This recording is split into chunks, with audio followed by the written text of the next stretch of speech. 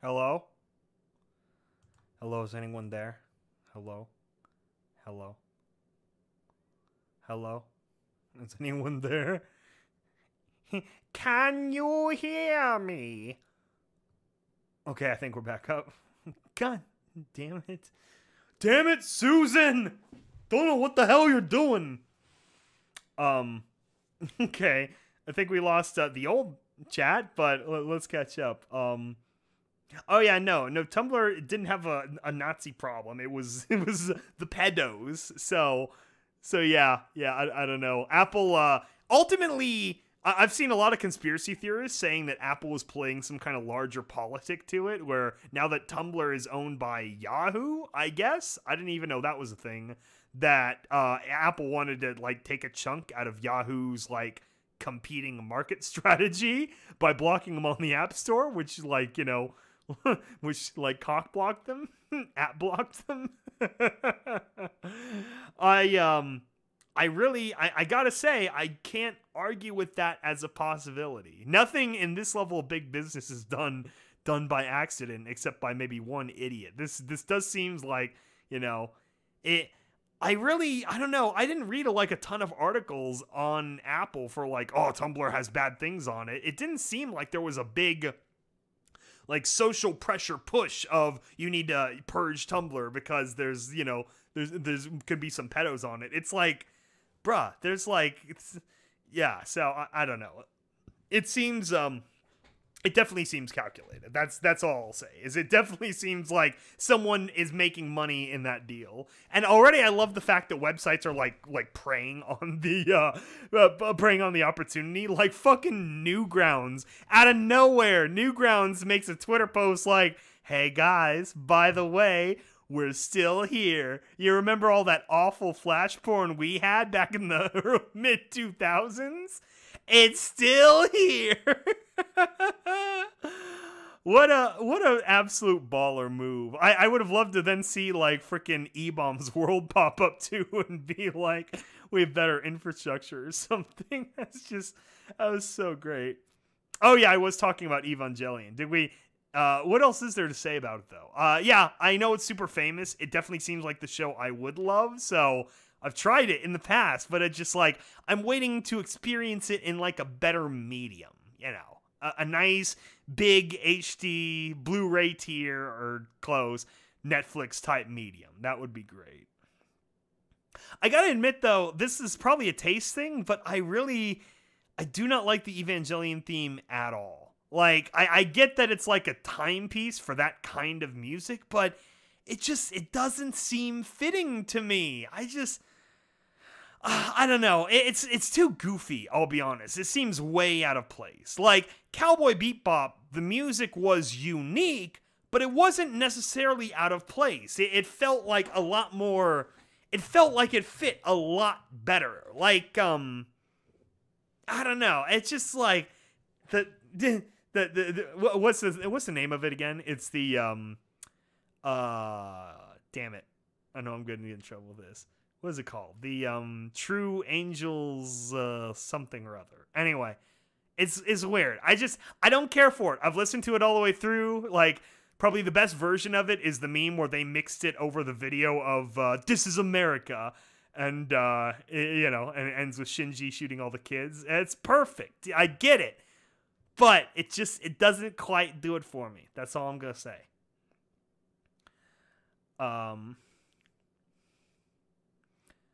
The movie has the... What? What? Roy Mustang in the chat. The movie has the guy jerk it over a girl in a coma. What? Oh my god. Well, I mean... Netflix has worse things. That's not really like... It's not really a stretch, so to speak. Ha ha ha. Yeah, Lucondrix ultimately has the best take, which is we still have Derpy Buru. I gotta say, Derpy Buru is one of the most, like, powerful search engines I've ever been on. It's incredible how detailed, like, the tagging feature works. You can, you know, as long as it's sufficiently horse-related, you can find what you're looking for a hell of a lot quicker than you can on plain Google.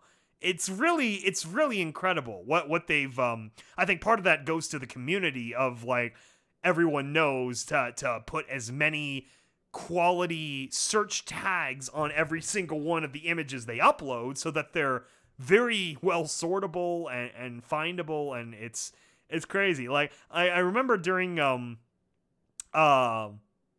it was the Starlight Trixie episode that, you know, their little their getaway, you know, adventure where Starlight was like the bad one that episode. She was like a real bitch. Like you know, she's like snoring, and then she's like feeding her fat fucking face, and then she sells Trixie's like beloved, obviously like beloved like vintage wagon to some guy, like to some like creepy stalker guy that's like, I want you to perform a private private show for me and all my buddies in Saudi Arabia. It's like, no, that's like, and then she strolls out of it in like this Hugh Hefner this like Hugh Hefner robe, and I'm like, Starlight, what the hell are you doing? Is this like a power move? Are you like 50 Shades of Purpling Trixie? What's going on here? Anyway, and so yeah, that was just like, that was surreal. Oh, anyway, so that episode came out, and I was joking with some people, and I'm like, you know, this is like this is like you know, Starlight's the dick in it, but then like someone's like, yeah, but Dixie's a much better pun. And I just thought to myself, I'm like, would Dixie be a searchable term on Tumblr? Or, I'm sorry, on Derpy Buru? Like Fuda, you know, like Dixie, the pun. And goddamn if it was. Goddamn if there was already like dozens of pictures where people had rightly inferred that same pun over time. And that's just incredible. So incredible. Oh yeah, that was another piece of news. A Blade Runner anime created, or at least partially influenced by one of the main creators of Cowboy Bebop. That is good fucking news. That is exciting. I gotta say, I'm really looking forward to that. I think that and Cyberpunk 2077 are now like the biggest media properties I am actually really looking forward to. I'm excited for Starfield. I really hope Bethesda does knock it out of the park with Starfield, even though they're using the same engine. I want it to be good, because I wanted to like Mass Effect so much, but the mechanics of the game were too fucking slow. I hated even Mass Effect like 2 and 3. It was too slow just getting around. Not just the loading screens, but it's like the pace of the action. And every time I got in the ship and Joker or the computer bitch like yell at you and be like, oh yeah, you want to go here? Or we have some plot points you need to resolve first. I'm like, shut up, not Seth MacFarlane. The other one. What's his name? Seth Green. Shut up, Seth Green. Just take me to fucking the other planet. Mine some shit and move forward with Ashley's mission, because just got to get it over with. Anyway, so I'm really looking forward to Starfield. I like the idea of a Fallout, Skyrim-esque RPG type game, but like in space, like in a forward space kind of setting, rather than, you know, Fallout's like, you know, vintage retro future. Yeah, a very quaint thing. What are we doing? Yeah, so Blade Runner anime. I'm very excited about that. I hope it's good. I do hope, I'm not sure if they could get it, but that would be great if they just had one like Deckard,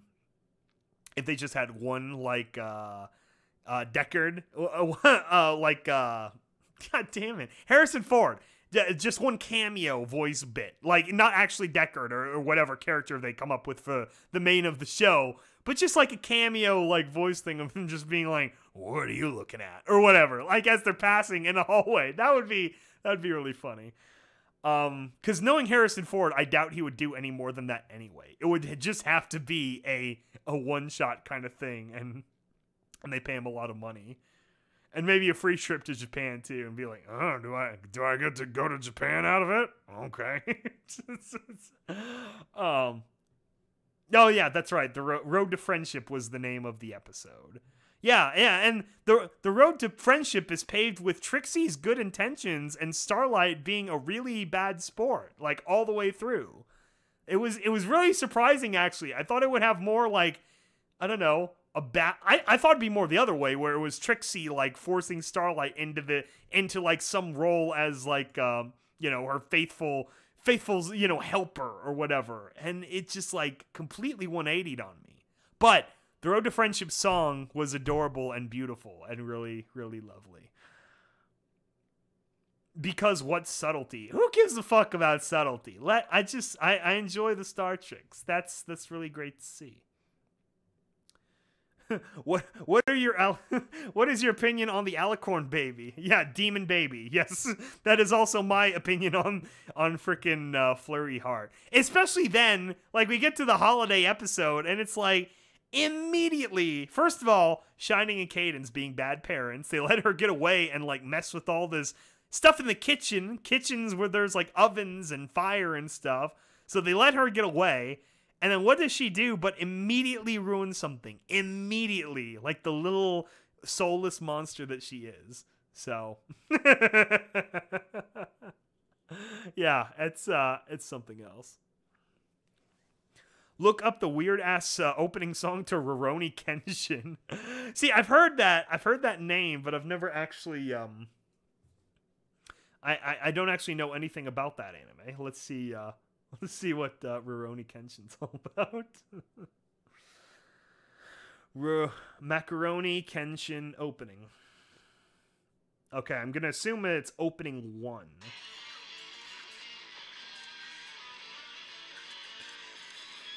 See, maybe the stream won't get tagged if I listen to it on my cell phone, like in the background.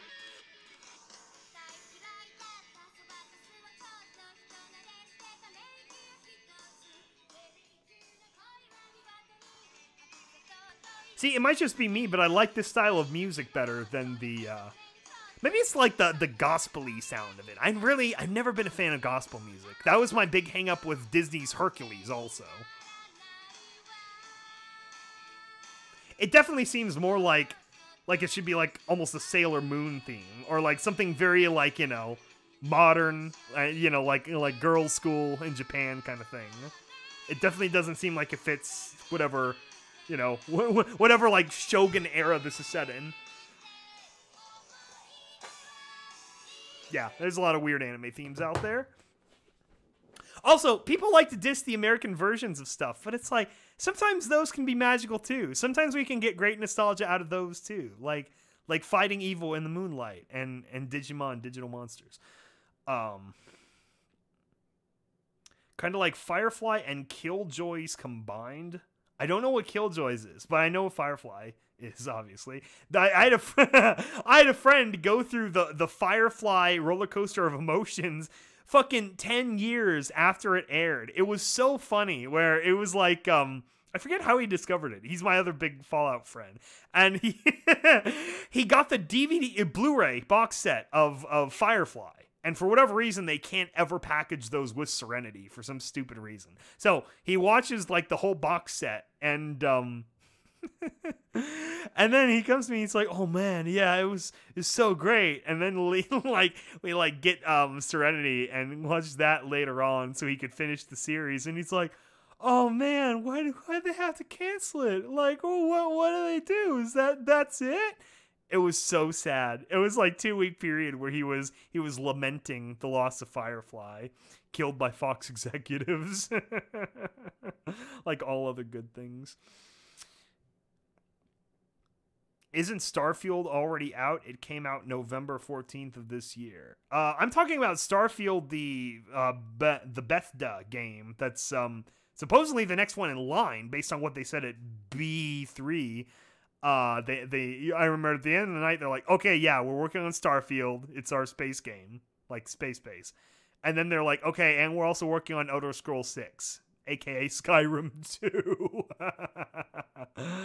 So, although I've heard some people say, I don't know Elder Scrolls at all, but I've heard some people say that it looks like Summerfall or Somerset Isle, something like that. That's what they think the region is going to be of this game. Because I know it started with like Daggerfall and then Morrowind and then Oblivion, and then Skyrim.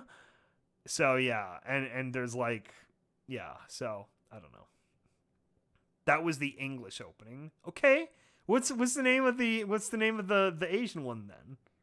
What's the original Japanese opening name?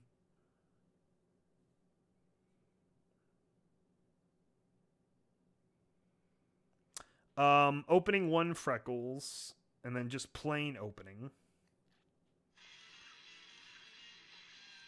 That's the same one. Heart of Sword? What the hell is this?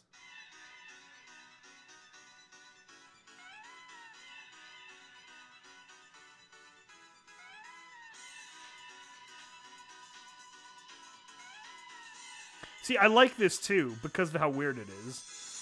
Ending 3 Heart of Sword by TM Revolution.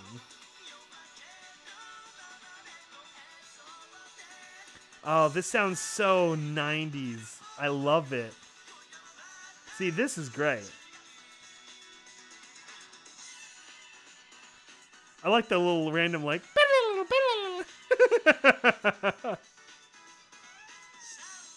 That could be a whole podcast. Skybolt judges anime music openings. Yeah, I don't know. I like that too. So I don't know. Hard 90s. Hell yeah. The hardest of 90s. Absolutely erect 90s. Anyway, so yeah, so that's pretty exciting. We got a lot of cool stuff on the way. I actually still have a lot of anime that I need to finish. I got all the Cowboy Bebop box set stuffs. Never actually finished it. Still got to get around to that. Still never actually finished Big O either. I got both of those for like a birthday present thing. And anyway. I did, of course, finally watch Your Name a full 2 years after it was like popular, but that's actually ahead of schedule for me. I'm usually much further behind on culture than that, and that was fantastic because so I literally knew nothing about it. I didn't follow like, you know, I don't know. I just missed when that came out and all the info about it. So I watched Your Name, and then when that one thing happens. Took me completely by surprise. Like, completely, like, smashed down on me from above. And I was like, oh my god. And then the whole movie just changes in tone and purpose and framing. And I loved it. That was so incredible. At Samuel Pierce, are we ever going to see EAST Corp do a 24-hour podcast? You know, I'll be honest. I like the idea of that too. I like the idea of that as a challenge because I growing up I had some shock jock radio hosts of our local area. They would do something like that around the holidays every year too. They called it the I think they did it over the time change too. So it'd be the 27-hour like Rob, Arnie, and Dawn-a-thon. And those were always really fun actually. Even in the later hours when they're like dead, because they actually stay up and broadcast the full 24 hours. But James's idea of shifts is interesting. See, here's how I would propose that. Like, A, we'd have to have a lot of shit planned and prepared in advance. And then what we would do is like cycling shifts where we'd have to really plan out the schedule, but like it'd start with Needle and I, and then we'd go like, 6 hours or so. And then me and her go to sleep, and we sleep for like 6 hours while like maybe both Jameses are doing it on the eastern side of the world. And then Needle and I get up again, and we pop in for their second 6 hours, which is also our second 6 hours. And we go through that. And then we do like another 6, I guess, or maybe we reframe everything into 8s. So 8 hours of Needle and I, and whoever else we could bring in, her dick and other people, and then same thing, then transfer out, and we got James and James. Then again, maybe we should do it opposite. Maybe we should do it like 4 hours of all of us if we could, and then we transition from that into me and Needle, and we. And we do it for like a little bit, and then we sleep.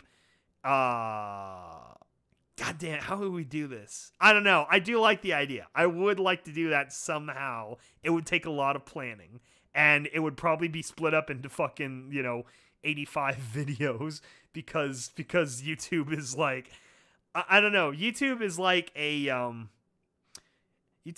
what's a good analogy for what YouTube is like? YouTube is like the Snowpiercer train, but like cars are always falling off the tracks all the time, and just like always threatening to tip the whole train over, and just like, they'll dangle on the edge of one wheel and then eventually realign when like the track turns, except it's 10,000 miles long, and the track is an algorithm, and then everyone on YouTube is on board. And then every once in a while, they just like open up windows right before the track shifts, so a bunch of people dump out the side because they don't like those people. That's what YouTube is like. You could also try and get a lot of fans on the air to help fill in the gaps. No, of course, yeah, we'd have open calls with the Discord and everything. I just like I would want to schedule it in such a way where all four of us are like at our peaks when all four of us are together. That would be like the prime time or very quality. So in that sense, I would maybe make it where like me and Needle did 8, and then we brought in them. They wake up and they do 8 with us. So it's kind of our peak. Like Needle and I, we'd have to be hitting our like second wave essentially. Which I could probably do. And I'm sure she could do too, but we're both going to need a lot of caffeine. And we'll also have to have meals prepared ahead of time so we could keep doing this. So we could easily then split everything between, a 4-hour session of What the Fick, and probably a 4-hour session of Fallout 76 amongst all that sprinkled in. An hour each of special guests, and maybe an hour of Dusty, an hour of Needle's dick.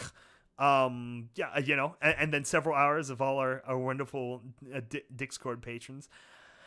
And then after the middle 8 hours, then Needle and I go to sleep, and then James and James pick it up, and then Needle and I wake up and they like turned off the stream early. They didn't keep it going.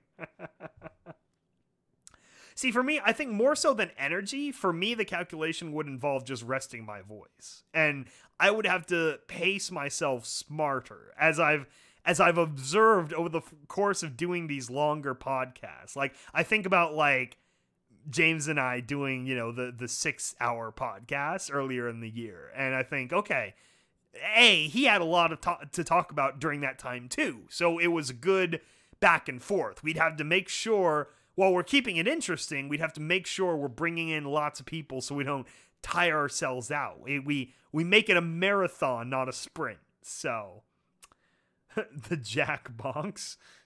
Yeah, I think at one point in time, Tumblr would have been the Jackbox, but not anymore. Now it's the No Box. Some video games would definitely help keep the viewer's attention. Yeah, by far. Yeah, we'd have to figure out something for sure. We'd want to make it lucrative though. We want to make it worth it. Either make it like a charity live stream or something like that, like a Bronies for Good kind of thing. We'd want to make it special for sure.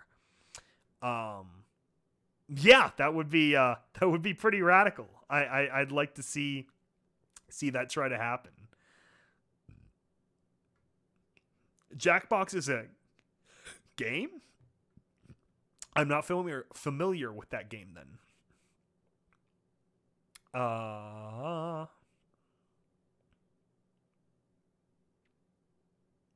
You know what else we could do? There's a lot of different games, quote unquote, we could figure into the equation. Like, for instance, we could have an art contest. We'd have to make sure everyone like had their stuff, with it beforehand. But we'd have to have like an art contest where each of us are like, okay, you have to draw Rarity and Applejack in some situation. And so then all four of us have to very shittily draw Rarity and Applejack doing something. And that could be for some quality. We could do like I'm trying to think of like visual stuff, to keep the stream fresh. We could do like a like an art contest, so to speak, where maybe we go and we like not review fan art, but like something like that. Oh, we could do live commentary of episodes too, or somehow. I don't know. That would be tricky because it's like we wouldn't want to get the stream Susaned, so it would be like it'd have to be like a Red Letter Media commentary track where it's like, okay, we're gonna start it in 3, 2, 1, go, and then we live commentary each other. Then again, maybe if we did like a rabbit thing, it might be able to work. I don't know. Yeah, see, that's why I was thinking. I'm like, what's a way, like with the fanfics, we could like make fun of older art and stuff without being too mean. I never want to be too mean because I always feel like it's gonna be like the artist happens to be right there as like a fan or something, and I'd feel way too bad about that. So even with the fanfics, I always try to make fun with them rather than make fun of them. There's only a handful of them I make fun of, and that's mostly in the idea that they kind of seem like they were created for such thing. Like the author, you know, intentionally put that little Isaac on the slaughter. It's like, okay, God, good to go. Strike him down. And that's what we do. Yeah, exactly. Yeah, Mystery Science Theater 3000, where we riff on whatever episodes. And we could have like a heckler's veto too. We could have a fan thing where if it's like an episode's getting stale or something, then everyone's like, okay, next, and they hit the old X button, like it's the X Factor, and we stop that episode early and we bring on the next one or something. Oh, yeah, that is another good idea. Reading Fallout Equestria fan fiction on the air. Read a random chapter of Horizons. Oof. You know what's going to happen? We would ask, what chapter do you want us to read? And then you guys would come up with the best chapter, whatever that is, and then we would read it and see how long we can go before we have to stop.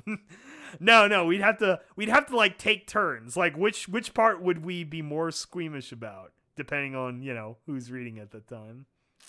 I bet I could win. That could be fun. Yeah, we could read chapters of Project Horizons. We could read bits of Puppy Smiles. You know, in the silly voices, our classic podcast stories. Must avoid the seahorse though. The seahorse. I like how foreboding that sounds. It's not even a sea pony. It's just the seahorse. Mommy.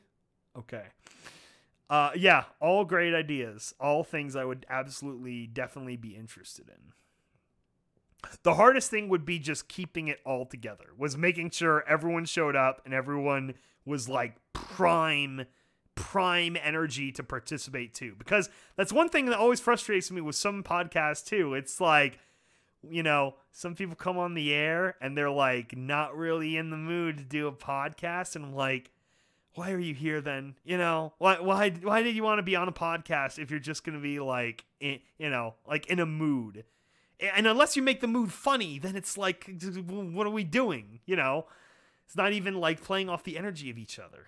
So I was so worried that was going to happen during the Fallout 76 stream, where it's like, oh my God, this is like the first time we're doing like a group game streaming thing, and immediately it's all this drama, and I'm like, oh my God, come on. Can we get Skybolt to read part of a chapter tonight? Oh my God.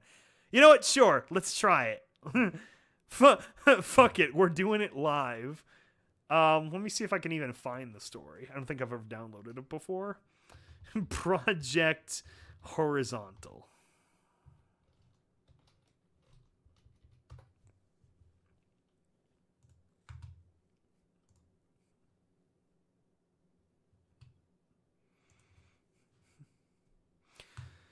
Ooh, let's see how big this PDF file is.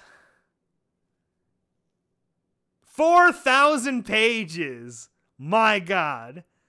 It's like 3 Bibles. Okay, let's download it. Where are we going to put it? Let's download it to Here we go. Side projects. Okay. Follow.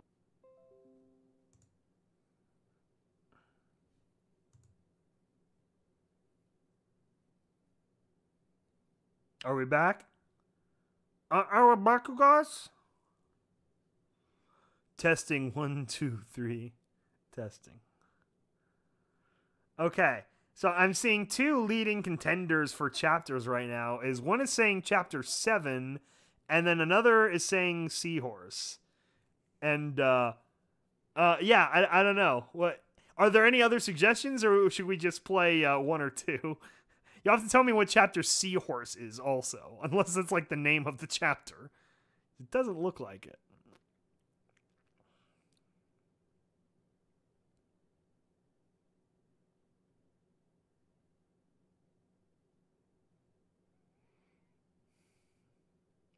Oh, I like how these are broken up into like the 5 sections, and then the 5th section is actually Horizons. Oh my god. Ah, he said it. He said it. Oh no, Seahorse has certain violence in it. Yeah. See, we're still playing by Susan's rules. We can't go too far. See, maybe on a different streaming site we might be able to take more chances. But yeah. I don't want to like, you know. Actually, I heard someone pronounce a name. Is it Wachinski? I want to say it's Wachinski. I kept saying Wozniak, which I don't know why. That's the Apple guy. And we know Apple is the arch enemy of Google. So I think it's Wachinski. So we don't want to Wachinski the stream per se. Is what I'm saying. So 7 is safe. Okay. All right, let's try 7. Why not? Prices. You touch it, you buy it. We take cash or credit. I'm a killer. Wait, what is this? I'm sure this is probably what's her name, right? This is probably I almost said Little Pip. Blackjack talking, right? I'm gonna guess so. The first flip a bit, $2 American bucks for Sketchy Rivet. Flip a bit or something for the decision. The quotes are pre-war. Fuck delay. Yes, I know. Okay, let's try this. Do you have any voice you want for this? What? Maybe like at least I could do the voices of the other characters. What do you want for for Blackjack? And no, it can't be Gilbert Gottfried. Not for this much. This is a lot of reading. You touch it, you buy it.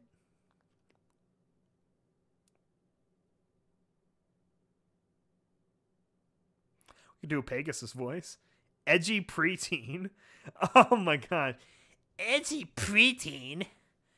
How do I make that not the Cartman voice though?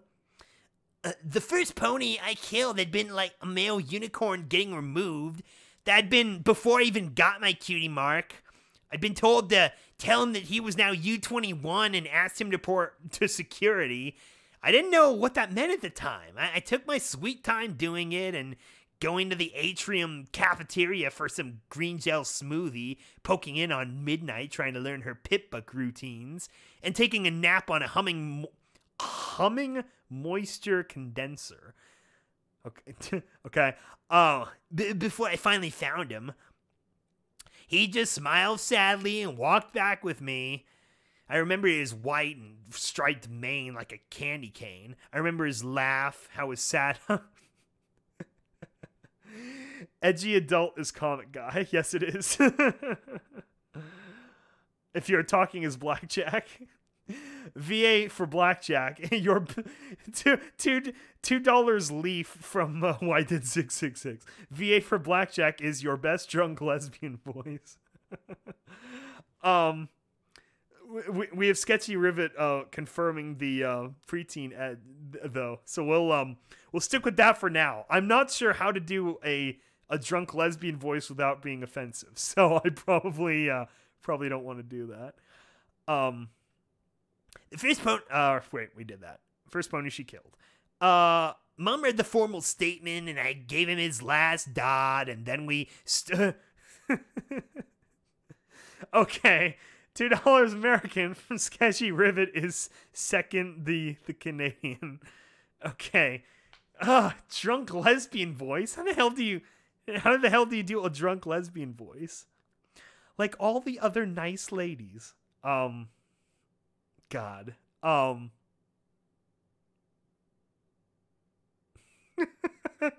damn it. I'm trying to think of like a reference character that I could base it on. See Horizons get paid. Yeah, I know. Give the people what they want. The show must go on.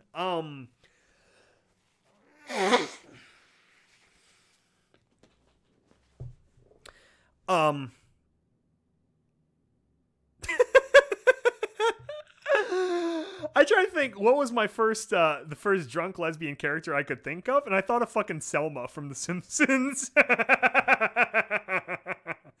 Oh, I remember his white and red striped mane, like a candy cane. No, I won't do that. Like Rainbow Dash, but like flirty and drunk, man. All right, we'll try to do that. Whatever. It's, you gotta, every once in a while, you just gotta get your rainbow dashed. Okay. All right, we'll go with that. This is chapter 7. I know the excuses. I was just doing what I was told, and we were just following orders of the Overmare. I mean, we had no choice. There's like nothing we could do. We had to prevent an incident. I never actually gave him a shot. It was peaceful. It was merciful. I didn't know any better. Horse apples. I killed him because I never once asked the question, is this right or wrong? I killed 4 other males in the same way. And I would have killed P-21 too, if the Overmare hadn't let Deus in first. The first pony I killed with my own horn had been the Raider. She surprised me, and she had the shotgun and nearly used it on me. She killed others in my stable, and one right in front of me. So, and she would have killed more. Again, I know, excuses. It was self-defense. I was protecting Midnight and defending the stable. There was no right time. There was nothing else I could do. Raiders, at first, I didn't think much about them. They were mangy, psychotic killers or ponies who decided to be evil. Killing them hadn't been required. My pickbuck turned every moral question into a simple answer. Red, it's dead. Yellow, be mellow. The next time I'd face them, I'd kill many. Then I'd spare one for the simple reason that Pip-Buck hadn't gone from red to yellow. Suddenly she wasn't a raider anymore. So suddenly she was free to go. I even laughed while she fled. I deserved to be shot in the back. Scooter was the next pony I killed. Hers was the first death that actually got to me. Before that, all I'd ever demonstrated was that I had a slightly more effective killer edge than the diseased and maddened raiders I'd faced thus far. I hadn't listened to her. No, that wasn't true. I'd listened. I hadn't believed her. I'd been so full of myself, and I was sure I could face anything that the Wasteland had to offer. I thought that after 48 hours, I knew more than a filly who'd spent her life on the surface. I was wrong. Dead wrong. But I was lucky enough that some pony had been killed by my pride and arrogance and stupidity. At Pony Joe's, I'd try to turn Glory into a killer just like me. Mad, upset, scared. Kill some pony. Pick you right up. Of all the ponies I'd faced, though, the one that still stuck with me was that poor bastard shitting himself, and me feeling so clever and cocky for sneaking up on him while he was occupied. I hadn't learned one thing. I thought I'd changed, that I devoted myself to being the better pony, and then smash him in the head with a baton. I thought he'd yell or attack or something. Red is dead. execution by pip-buck. Now I just killed 40 more colts and fillies. Some had been sick. There's no question of that. Letting them live would have been... What? Who the fuck am I to judge a pony deserves to die? How did I know the Enclave couldn't have helped them? Or Collegiate, or some pony? Fluttershy said to do better. Better for me was increasing my body count. And the final twist, I ended up with my body completely healed. I felt great. Hey, Blackjack, are you okay? P21 asked as I tightened up the brace on his leg. He looked down at me with some concern as I buckled the straps. No, I'm not okay. I'm a killer. A cleaner, healthier raider with better aim. Yeah, sure, I replied with a smile. Not too tight? He shook his head. Oh, wait, no. Not too tight? He shook his head. Did Glory... I can't tell who's talking here. Come on, Somber. Get your shit together. Did Glory get her healing potions, antidotes, and drugs squared away? The Gray Pegasus had found some Enclave remains with a flight harness that doubled her pockets and holster. He nodded again as I straightened and walked into the exit into the stasis pod chamber. Blackjack, are you sure you're okay? P21 repeated the question, his dark eyes locked on me, lips curled in a worried frown. Yeah, I'm just fine. Shoot me now, P21. Let's grab Glory and get paid. Shoot me before I kill some pony else. Come on. Please, 21. Let's go. Please. And then there's a break in the text, so then we'll see what the chat is doing. Oh wait, is this the wrong chapter? Oh no. Okay, we can go back. Lots of answer. Boy, I haven't read that entirety for years. Yep, fuck, it was chapter 6. Okay, so that makes more sense that you'd want me to read the chapter where she actually does gun down a bunch of children. Okay, let's scoot on back then. Let's scoot along back then. I hope he reads the 20.5 non-official part of Project Horizon. Did he really squeeze in his own chapter 20.5?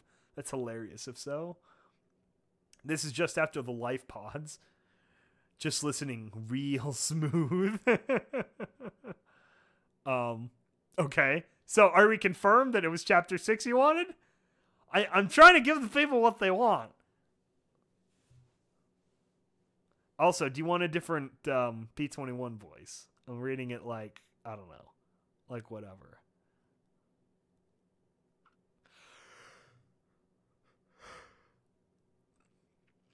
Waiting on the chat to catch up again. Waiting on the chat to catch up. Okay, so we're getting confirmation of play. 6. Play. I know lots of other ways to take care of you. Don't worry. You're gonna be better. You're gonna get better.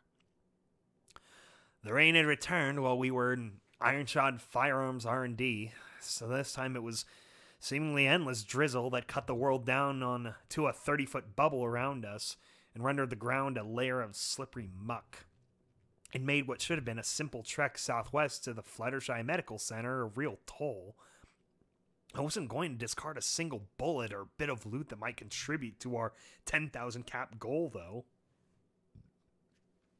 And with P21's injured leg and Glory's lack of pockets, that left me slogging through the knee-deep mud while they trotted ahead. I didn't worry quite so much with my EFS and compass. In fact, with the added navigation tag up, I couldn't get lost. The rain gave me time to think, which is always a bad thing. 10,000 caps just to find out what EC1101 was.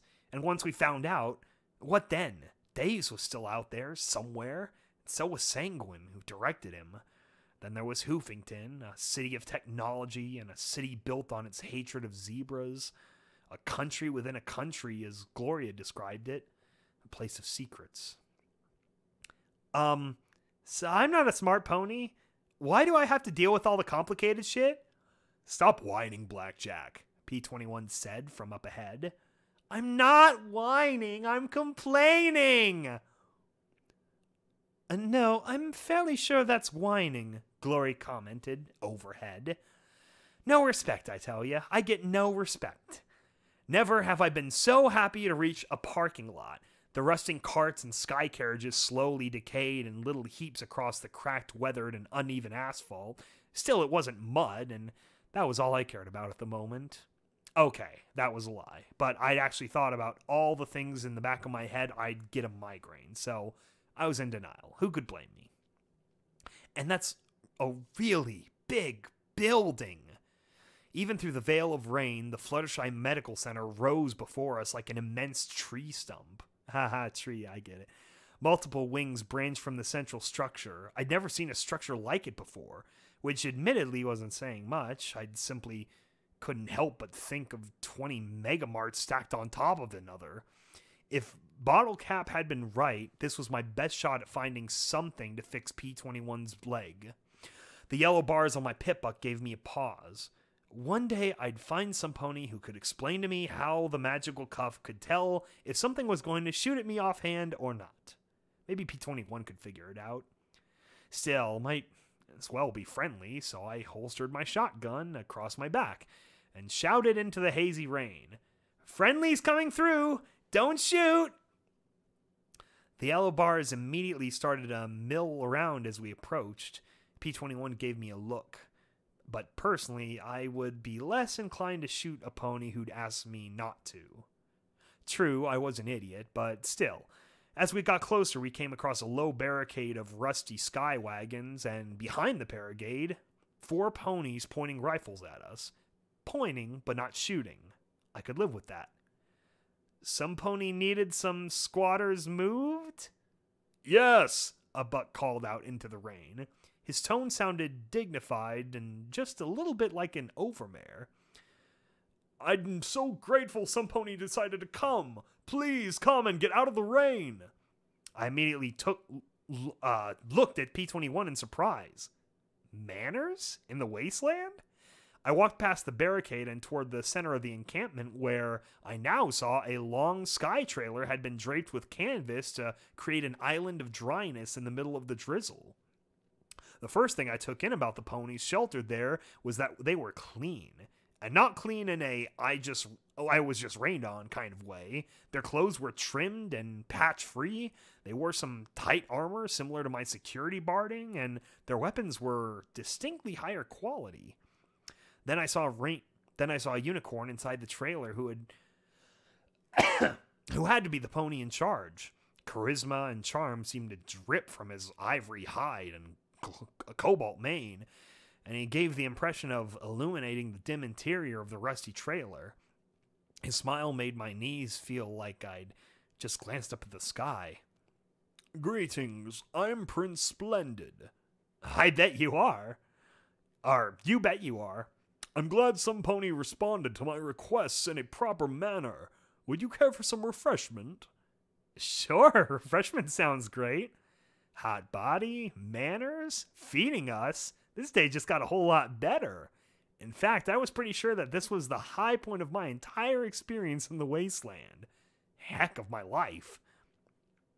Refreshment involved Sparkle Cola Rad, which had a deliciously sharp radish flavor. Ha ha ha. And the more clicks on the radiation sensor from some fresh carrots and apples. I could only imagine where he'd gotten fresh produce from. So, excuse me for wanting to talk business while we eat, but who exactly are we evicting? Wait, this is P21. Okay, are we changing chapters again? To Old Drunk... Let's play Old Drunk Detective P21? Okay, I could try that. No, 20.5 was written by someone else, but is canon in Horizons, but it is a clobfic. Also, play is sad and fucked. What do you guys want me to read? So I'm really happy this being read, because if Project Horizons didn't exist, I wouldn't have Oh, okay. Okay. So I'm getting continue vibes. I will continue. Okay. Members of the Collegiate have some academic interest in the site, Splendid said calmly, without showing the slightest bit of umbrage. We've tried to negotiate with them, but they've adamantly refused. You know the Collegiate. Actually, I didn't. There's nothing in Hoovington that they don't want to study, so we need some pony to convince them to leave until my business is concluded. And just what is your business here? I asked, giving my winningest, flirtiest smile. True, I'd only employed it on midnight with little success. It must be important for some pony like you to be here. He looked at me with momentary confusion, his smile softening before he sighed. My father is very old and very ill with a wasting disease. Fluttershy's Ministry of Peace pioneered revolutionary medical technologies and procedures, from simple healing potions to mega spells that could resuscitate entire battlefields. I believe there must be something here that will restore my father to health. Without my father, I fear the society will tear itself apart. We live in a society. Society ponies will give you a meal and then tell you how grateful you should get. You should be to get it? The society? Ah, yes, you're from a stable. I should have remembered that you'd be unfamiliar with the various political factions in the Hoof. My apologies.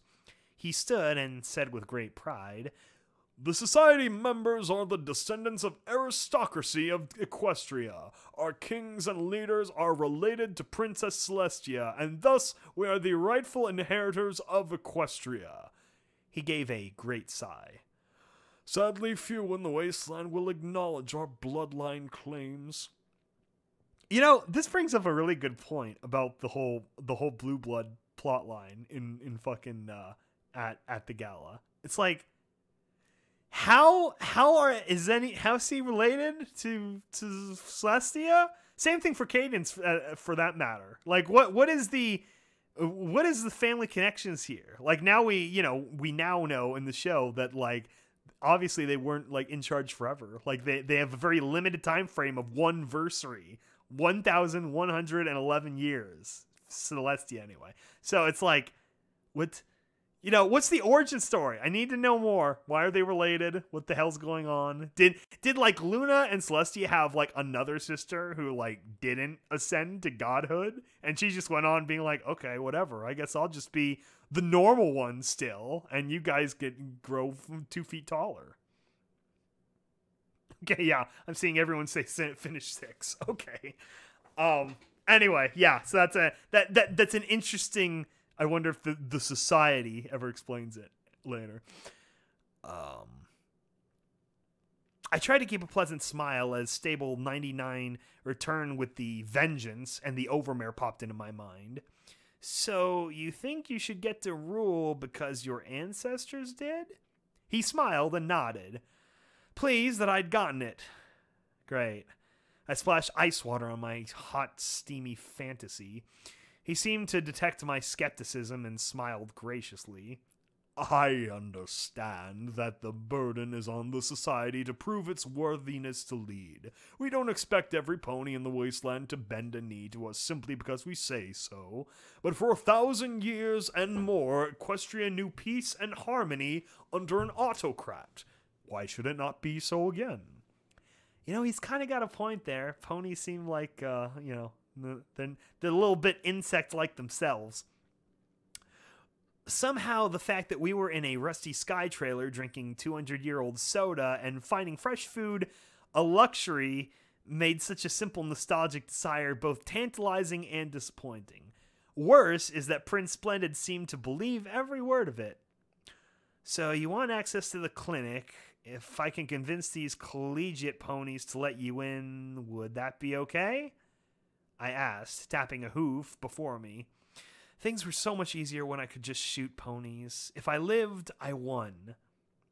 If you can, it would be a miracle. but an acceptable one. We have no argument with the collegiate and their naive beliefs. I merely want access to find something to cure my father. Still, a solution with no pony getting killed was preferable.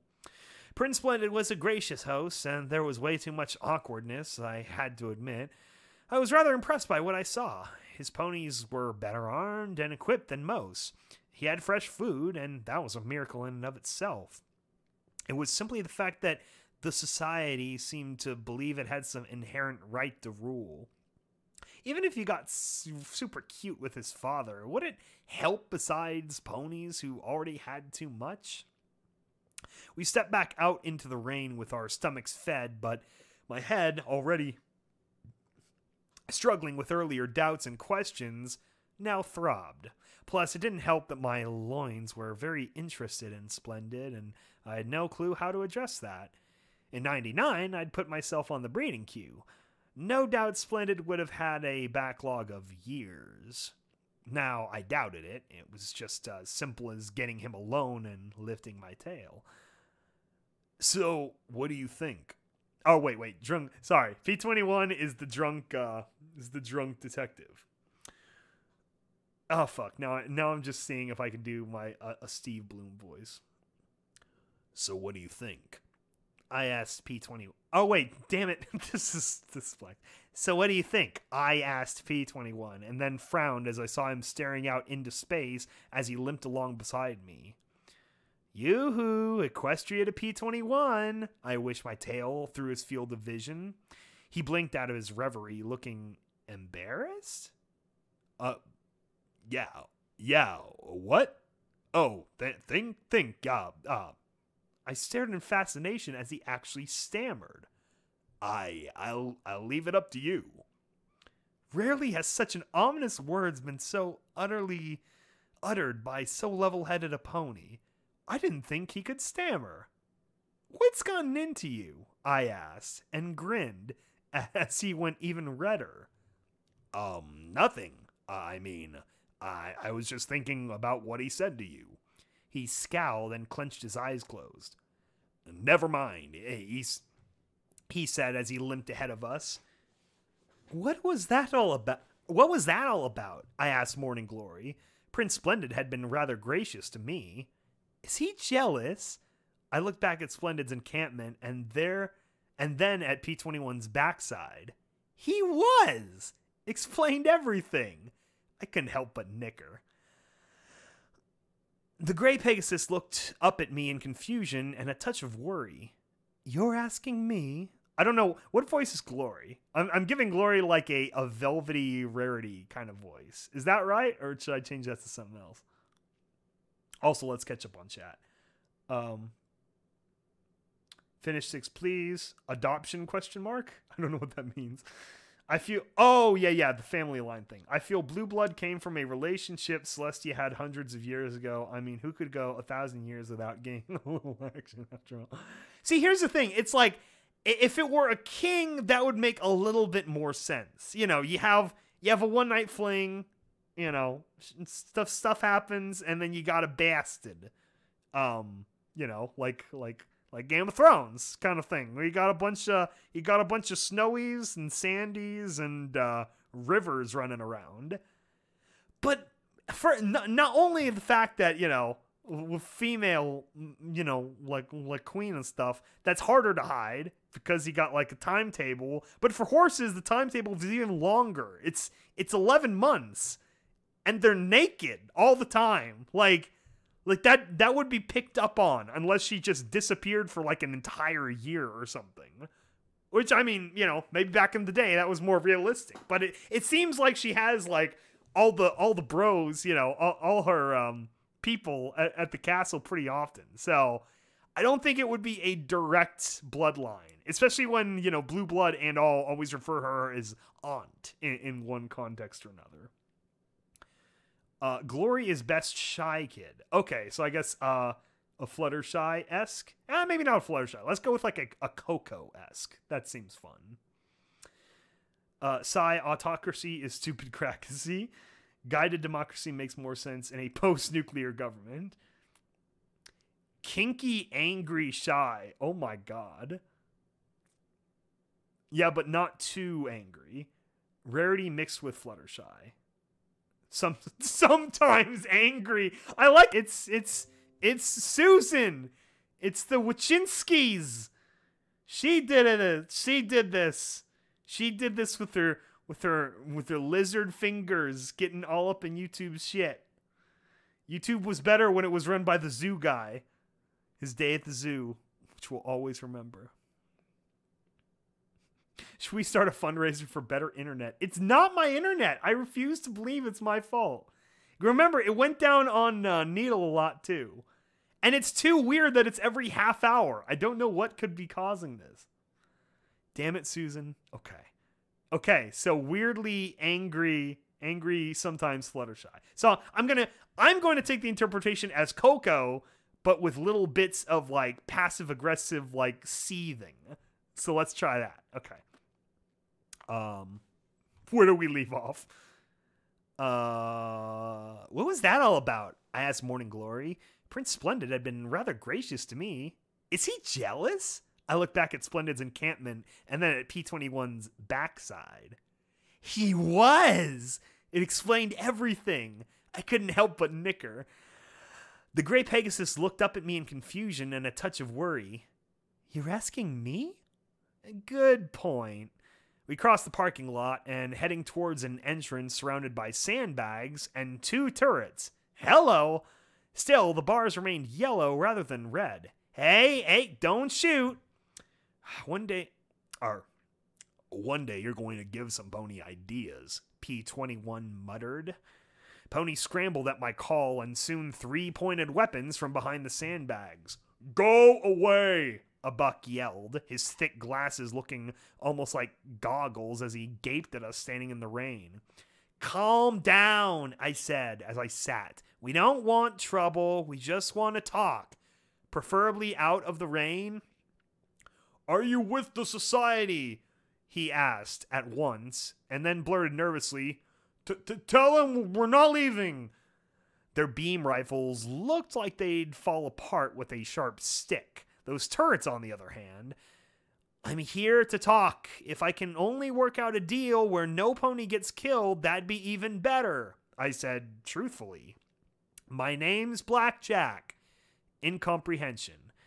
I sighed and added, Security? Comprehension dawned, and they started to relax a little. As much as I hated to admit it, that little title of DJ Pone 3s was making my life easier. I'm Archie. Come on in, Gogglebuck said as he turned and trotted into the hospital. It looked like this was some sort of emergency ward or the like. It'd seen much better days. The butterfly wallpaper was peeling off in brown strips and a layer of muck coated on the floor, and it looked like the emergency beds had been converted into sleeping quarters. A strange drum hissed softly in the corner, providing power to a number of flickering terminals. There were a dozen or so ponies working in the dingy space.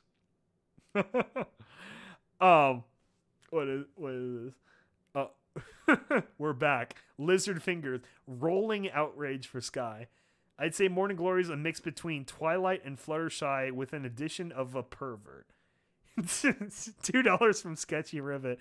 Here's 2 caps for a better system internet. It's not my internet. I have the best internet in my area. I don't know what it could be, but I don't blame my internet. I blame Susan always. Personally, yes, but IDK for the voice. Lol. $8 for Horizons.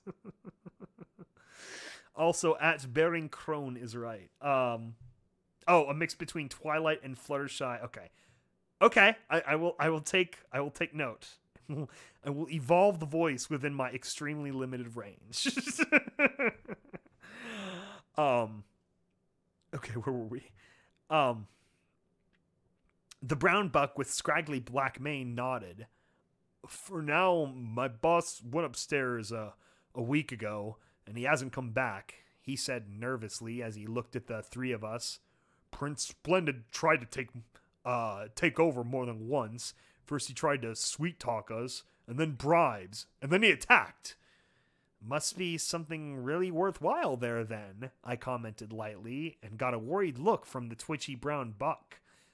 Something that a lot of ponies need, I amended quickly, and he noticeably relaxed. There is. When we got here, we found that the upper levels are completely untouched. They must have sealed hermetically when the bombs fell and only disengaged when the radiation levels dropped to survivable levels. He looked at several racks with medical goods stacked on them. Unfortunately, the team who went up there didn't come back. Neither did the team that went in to look for them. Now we're stuck in here till the Collegiate can send reinforcements. Prince Splendid thinks there's something here that will help him with his sick father, I said as neutrally as possible as I saw Archie frown. There is. Well, probably, he said as he turned to the terminal. We found notes on several new healing potions, targeted antibiotics, even regeneration spell infusions. He pointed at the terminal. If we could find samples and study them, we might be able to discover how to make more. That could take years, though. The prince just wants to take the samples and use them, even offer to buy them, as if you could put a price tag on this knowledge. Great. It looked like what every pony was after us about was after.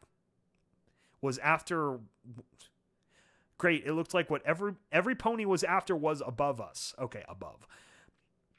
My mane started to twitch. Well, how about this then? My friends and I take a peek upstairs, see if we can find your teams, maybe find something to make both you and the society happy, and every pony lives. What were the odds that I'd only find one dose of the magical, experimental, super healthy stuff? Is that a fucking stable Vault 81 reference? That sounds like a Vault 81 reference. I only have this one vial of the magic healing stuff, monsieur. Damn, my mane was itching like crazy. We left the emergency room and walked into the central atrium, stepping into a virtual forest. The interior of the massive structure was hollow, and far above us, under the domed skylight, had shattered, allowing rain and runoff to cascade down into the fountain set in the central chamber. Chipped and faded concrete vines coiled up the interior, giving the impression of being within some magical wood. Butterflies and birds perched, frozen and forgotten for 2 centuries. Glass tubes had once been in elegant brass elevators, but now they were smashed or leaned out over the interior. Oh my god, what now? Is it new people? Oh my god, 14 people. For personality, however, voice is not like Coco. Okay, accepted, rejected. Hello, every pony. And at the moment, I read a good old Skyrim days. Not much reading. Yes, reading Project Horizons. Good. F. F. I hate you now for trying to copy Curie, best companion in Fallout. I wrote a fucking 4.5-hour story of my copy of Curie. No, it was me. This was before. Oh wow, this was before Fallout 4. It's just the cliches are too strong. That's too funny. 10 for Horizon. I know it's not you. I meant the streamer. The streamer. That's almost better than calling Needle the female voice. Which we still need to call her more often. That's too funny. Hey, the female voice. Get on and do another what the fick. Okay. Where were we? In the center of the fountain rose the bronze statue of a Pegasus pony, one hoof around the shoulders. Whoa, creepy. What is this, Fluttershy pulling some Joe Biden moves? One hoof around the shoulders of a young unicorn filly, and the other stroking the mane of an earth pony colt. On her shoulder perched an elegant bird, and at her hoofs was a small rabbit, seemed to glare rather indolent out of the forelegs crossed. A plaque at the base read, "We must do better." Yeah, we do a lot fucking better if you don't kill the world, you fucking bitch. Look at Pegasus' gentle smile. I couldn't shake the feeling that the statue wept for all the decay around her that she caused. Who was she? Oh, wait, sorry. Blackjack still.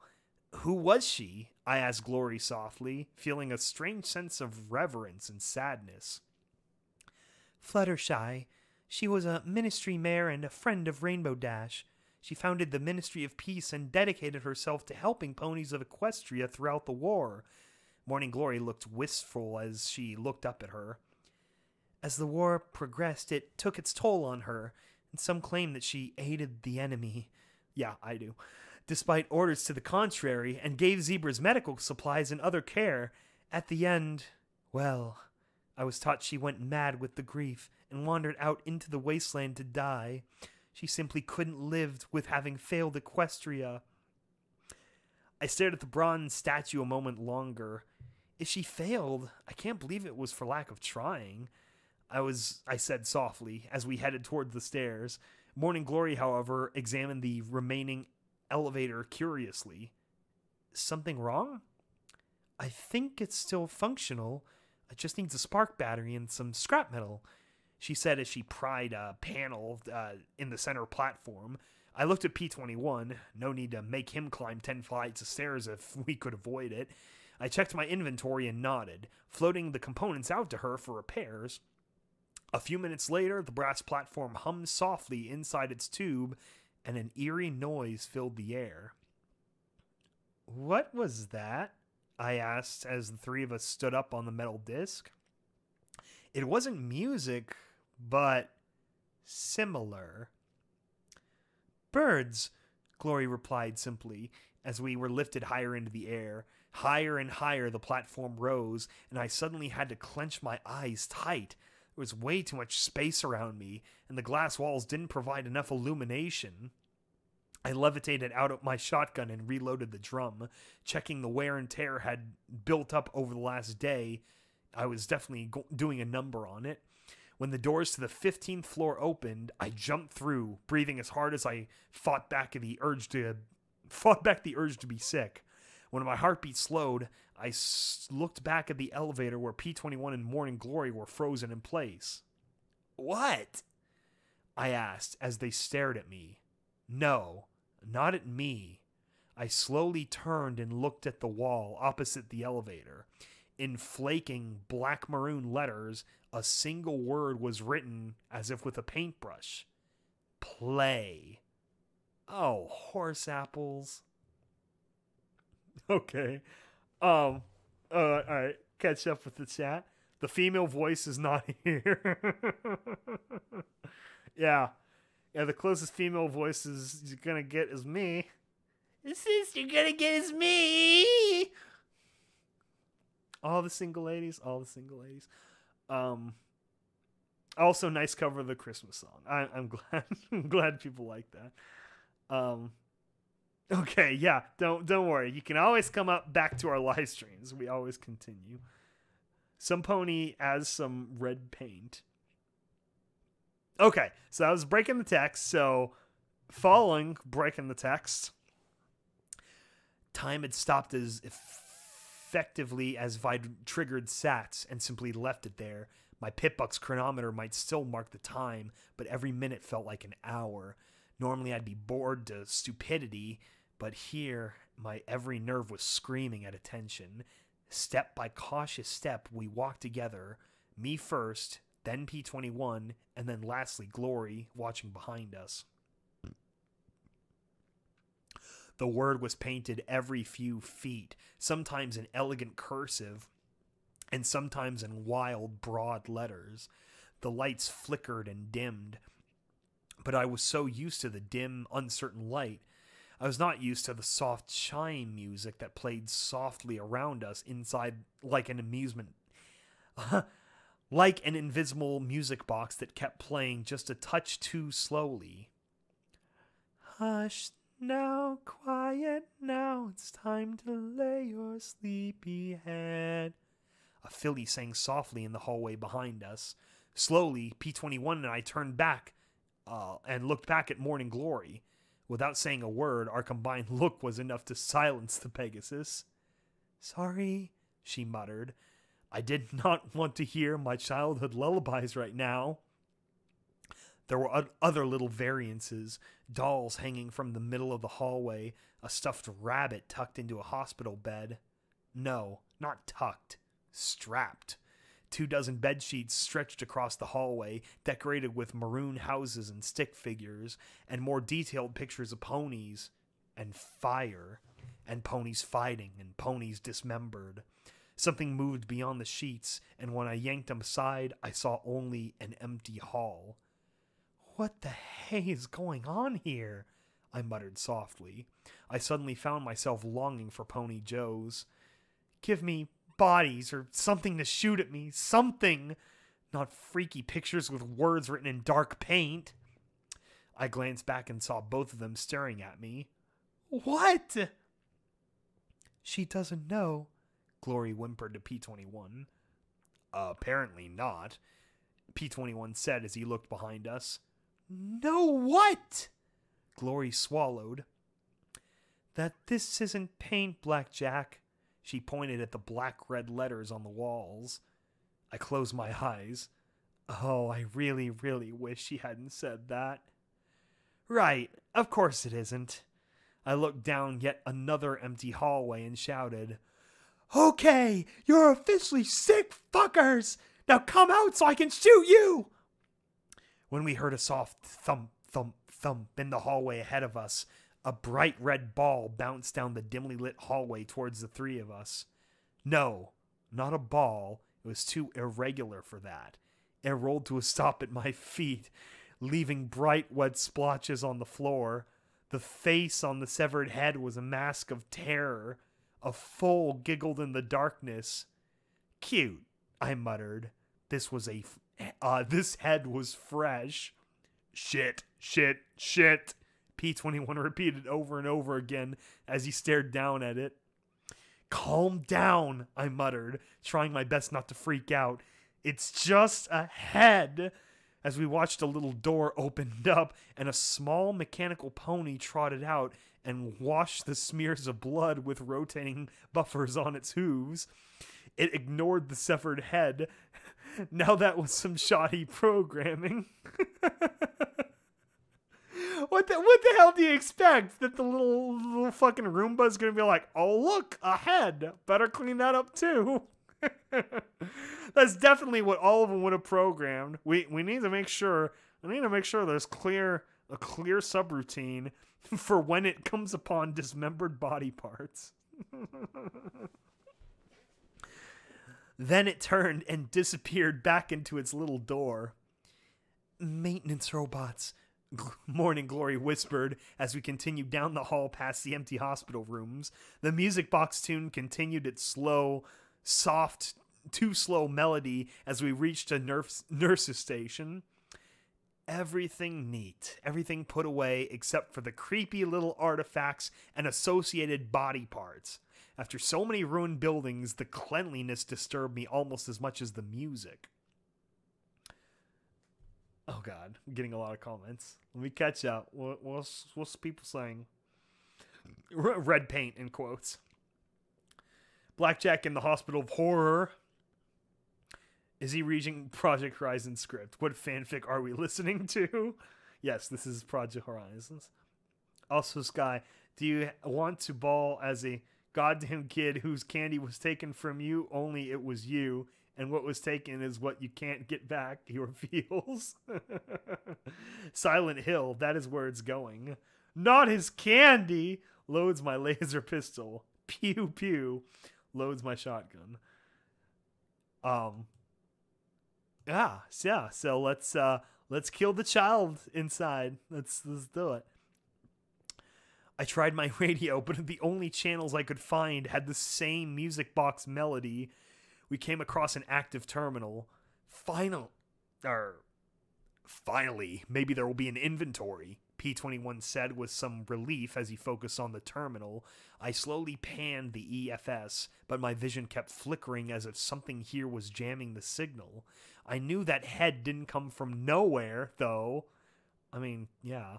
He struggled for several minutes as the music box looped over and over again, and then there was a soft beep as he cracked the password. I looked over his shoulder and then frowned as the screen went blank.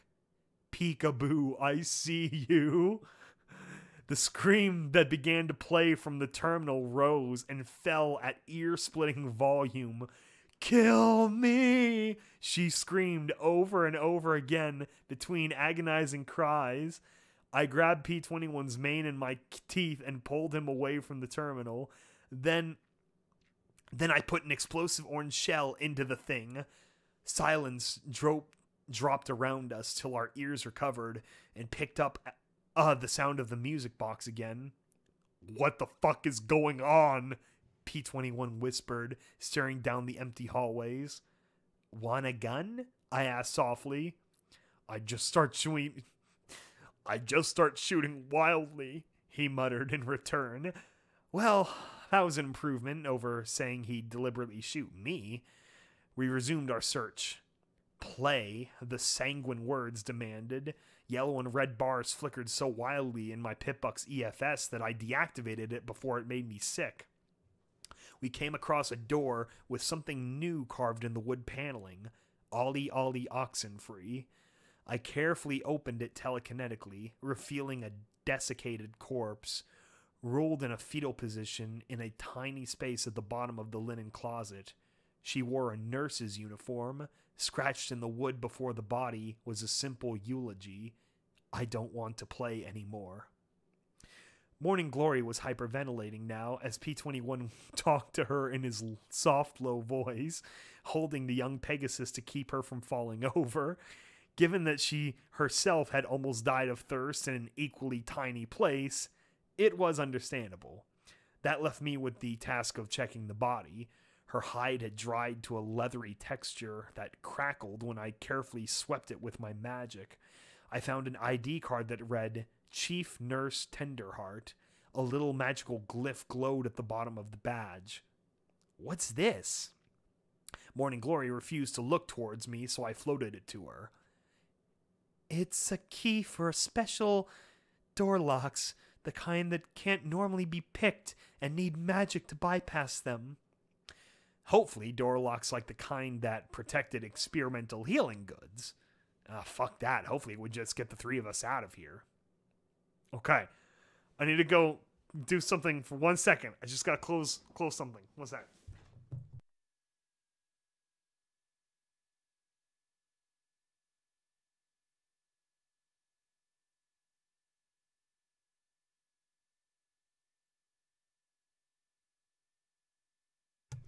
Okay, and we're back.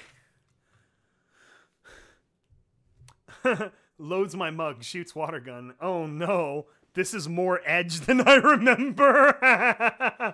I'm surprised no one has made this particular section its own game. It seems very self-contained, like literally self-contained within like 5 upper stories of the building. It sounds like Dead Space Chapter 2, to be honest. Ooh, you know what's really great, speaking of Dead Space, is the London Symphony Orchestra does those like video game albums once in a while, and I think it was the first one they did the cover of the Dead Space. I forget what song it was, but it's a really good track. They do a really great performance of it. You check that out sometime. You just Google Dead Space. I think they call it like Video Game Music Live or something. London Symphony Orchestra. That's what I got. You just check it out. Also, the cover of Mass Effect 2's Suicide Mission track is really good on there. Are you going to read it in its entirety? To be honest, I've kind of been paid to read it in its entirety, so it's up to you guys. So yeah, just let me know. I'll keep going till we finish the chapter. Anyway, I don't know. Going up a floor hadn't helped. If anything, the scenery worsened. We came across storage rooms that had been raided. A cold room that Gloria described as a blood locker was completely empty. Drained potion containers were stacked from floor to ceiling. We found what I guessed was one of the collegiate ponies. He'd been skinned and bristled from head to hoof with spent syringes. Mr. Needle, ha ha ha, is your friend, had been written above him. Oh, I really wanted to introduce some pony to Miss Shotgun. We encountered a shell in the hall. A box in the hall, a large metal cube with a small pink hearts painted on each side. I couldn't explain why, but I had the strange fondness for the box. Oh my god, you gotta be. This is the it's the portal box. There's a little handle sticking out of the side. I glanced at the others and reached out slowly with my magic and began to turn it. All around the mulberry bush, the monkey chased the weasel. Oh wait, that was Glory saying. Glory sang softly, and I couldn't bring myself to stop her. I knew that was coming, but I was nevertheless powerless to stop myself. The note hit pop, and the metal top snapped open, and out flew a pony. No, half a pony. The skin front half bounced back and forth on the metal spring, front hooves cross in hugging itself. Bony wings flopped around behind it. A Pegasus? Gasped Glory in horror. Then the box suddenly played the rest of the tune, and there was a second metallic boing as its front legs popped wide and dropped 3 metallic apples. Through reflex, more than thought, my telekinesis flung them away as the 3 of us hit the deck. Silence. Silence. Silence. Slowly I lifted my head and carefully turned the nearest grenade with my magic. A hole had been neatly drilled in the bottom of each of them. Are you sick? Fuck! Not sick enough. Run! I yelled as I grabbed P21 with my magic and scooped up Glory as I bolted down the hall. A few seconds later, the bombs hidden inside the box exploded, and the 3 of us landed in a heap. Oh god. Red light, green light. Actually really want you to read Homelands and continuation of V8. Oh hey, it's Needle's husband. Yeah, not yet. If you want if you want it, then you gotta put a ring on it. 12 for one chapter of Project Horizons. Yeah, I know. Let's not scale this cost per se. It's oh my god. Well, it's nice getting to know you, but I believe my ride to the grave has arrived from a heart attack. Not dealing with all this stuff. It's mostly just the edge. I'm not even trying to read it that edgy. I'm just trying to read it dramatically. To be fair, the chapter is pretty messed up. I know, but I fucking love reading fun. Yeah, I mean, that's sort of like the je ne sais quoi of Fall Equestria. I like to feel like I stay within the edge levels of the original. That's always been sort of my target. Maybe, you know, I try to make my horror more psychological rather than just the hack and slash. But you never know. That could always change. Ha ha ha. Okay. Where were we? How'd you know? P21 muttered in shock, blood dripping from a nostril. The only thing more messed up than scaring us with duds is scaring us with duds, letting us have a moment of fear, and then blowing us up with a real bomb. I don't know which concerns me more, the thought of that or that you figured it out, P21 said with his usual dry smile.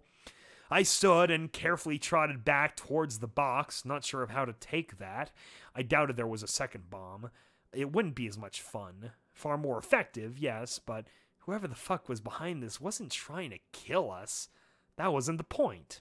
I found the Pegasus torso and head. Is he Enclave? Glory glanced at the body, shuddered and looked away, then looked again in a small frown. She swallowed and walked closer. I think so. He's slightly desiccated. Maybe dead a month or so. But we weren't supposed to go anywhere near the clinic. Only near Raider nests. So this guy's not with the Volunteer Corps. No, he must be with security, she said softly. Surprise, surprise. I looked ahead with a scowl. Whatever's in here had better be worth it. I'm still in a shooty kind of mood. Things didn't improve as we encountered more bodies. A tea party of 4 bony ponies around a petrified cake with their hooves nailed to the table and party hats on their heads. A body dressed in a foal's tutu impaled on a turntable. I was starting to become numb to the horror to every next horror around the corner, yet I couldn't stop looking. The music kept playing. I could barely hear things move. Why, Susan, why? Why you doing this to me, Susan? Why you gotta be such a bitch? I will, once again, see if I can investigate why the fuck this keeps crashing on me. Eventually. Sky, please. Okay, I think we're back, it looks like. I used the bits we had cleaned out of the soda machines, sharing one with each of them. Anything that might have been on a personal item was, by and large, missing. I did find a newspaper clipping posted to the bulletin board. It was so yellowed and brittle, I feared even touching it with my magic as I read. The beginning had fallen off, but the remainder I could just make out. Kintosh was 90 minutes from Ministry of Peace, care following the assassination attempt on Princess Celestia at Broken Hoof. Thousands of soldiers and countless non-combatants suffered while waiting for medical care. Today, the Ministry of Peace, working in concert with the Ministry of Arcane Science and the Ministry of Wartime Technology, has devised a means of preserving injured or sick ponies until such time as a treatment is available. No small gesture of thanks goes out to Ministry of Peace, to the Office of Interministry Affairs. Without their tireless work in bringing us our ideas together from all across Equestria, we would never have been able to complete this new facility regardless. Countless young lives would be cut short or left to misery. They are a testament of what needs to be done to end this war and open up a new chapter for us all. Fluttershy. A means of preserving sick or injured ponies. This is it, I said in excitement. If Splendid can bring his father here and they can keep him alive until the Collegiate makes a cure, hey, I love it when a plan comes together. Blackjack, Morning Glory said softly. I glanced at her and followed her gaze into the top corner of the room where a carved white bunny watched us sternly.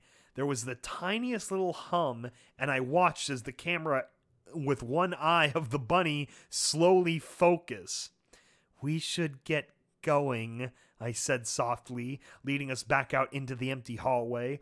As soon as we were through it, the door to the staff lounge closed behind us and locked with a solid click.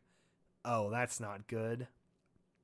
Suddenly, the lights clicked out, plunging the hall into absolute darkness. Then a red light appeared at the end of the hall. What the heck is... I started to ask, taking a step forward. From the roof came a sharp flash, and I felt the bite of a beam weapon hit my chest. Suddenly, the red light turned green, and from the hallway behind us, something metallic screeched, coming closer. I fired blindly down the hallway, but the muzzle flashes only illuminated something big and bloody. Suddenly, the light turned red, and it stopped. We all froze. Oh, goddess, it's a game! The light turned green, and I screamed, Run! My magic grabbed P-21 and dragged him along beside me as the machine crashed along behind us. Red light. Freeze, I bellowed, and everything stopped. 1, 2, 3, 4. Green light. We raced ahead as fast as we could, but the crashing behind us grew louder. Red light. Silence. Green light. Red light. Green light. Red light. Morning Glory staggered a half step forward and cried out as a beam turret struck her leg. This red light, I could feel the soft tickle of a breath. Oh, this red light, I could feel the soft tickle of a breath on my hindquarters. I just stared at the red light as I floated out a little disc and set it beneath me. My magic hovered on the button. Green light! I pushed the Fragmine's arming tab and wasted no time dragging P-21 closer towards a door beneath the green light. The mine beeped immediately, and a second later, there was a resounding pong of metal being struck. 3 feet, 2 feet, 1 foot. I was through the door and pulled P-21 after me, but Morning Glory was a few feet behind us. Red light. In the sanguine glow, I could see the vaguely canine grin of the metal right behind her as she trembled, frozen in terror. Then the door closed in our faces. "Glory! No, Glory!" I screamed as I fired several rounds into the door. It didn't even dent. I beat it with the butt of my shotgun and kicked it with my hooves. What the fuck do you want, you fuckers? What? I screamed down the hall. What? My own voice echoed back at me. Play, answered the blood on the walls. Okay, and now a quick break in the text and a quick break with the chat. It's back. Yeah, it's fixed. Get good. Get good. It's not testing 1, 2, 3. Why Susan and not Bobby? Who's Bobby? I don't know Bobby. Is that the Google guy? Susan's the YouTube lady, so that's who I blame. It's always YouTube lady's fault. How awesome would it be to see Project Horizons as an animated series? Don't even fucking start. Too much sex for TV. I think this is probably the best chapter in Project Horizons, if purely because of the way the horror is written in a slow burner fashion. Absolutely yes, but people would be remiss to try it, unfortunately. I think we've already discussed the Bill O'Reilly theory of making animated series. Angel's always watching Death Bunny. Okay. Do you want to come with us? I'd killed Scootle through ignorance. Now I'd killed Glory through incompetence. How could I have gone through the door without making sure she'd been through first? I'd seen her get hit by the beam. I should have known she'd be a few steps slower. I'd sunken down with my back against the door, knocking my head against it with the shotgun cradled in my hooves. Come on, we need to get going, P-21 muttered softly. I levitated the shotgun, shoving it controls first towards his mouth. What are you doing? He stammered, in shock, trying to push it away. You said if I ever got another pony killed by being stupid that you'd end me, I muttered, looking at my hooves. Time to make good on it. I'm not going to kill you for this, Blackjack, he said softly. This wasn't your fault. I'm the leader. Whose fault is it if not mine? Whatever sick fucker is behind this, he replied. I didn't move. Still, just trying to give him the gun. His stoic mask crumbled as I saw fear creep into his features. Oh, so it's just self-preservation. Blackjack, I can't do this without you, he said softly as he sat down beside me. Either I'm incompetent or I'm cursed. Either way, you're better off without me, I muttered. Is this it? Is this the part where the wasteland breaks me? I don't know what to do. I keep getting ponies killed that don't deserve it, I whispered. P-21 sighed, hugging the shotgun with his hooves. I don't know what to do either. If there isn't a terminal or a lock, I might as well be back in 99. I'm so scared right now, and the only thing that I know for sure is that I'm going to die, and it's going to be ugly.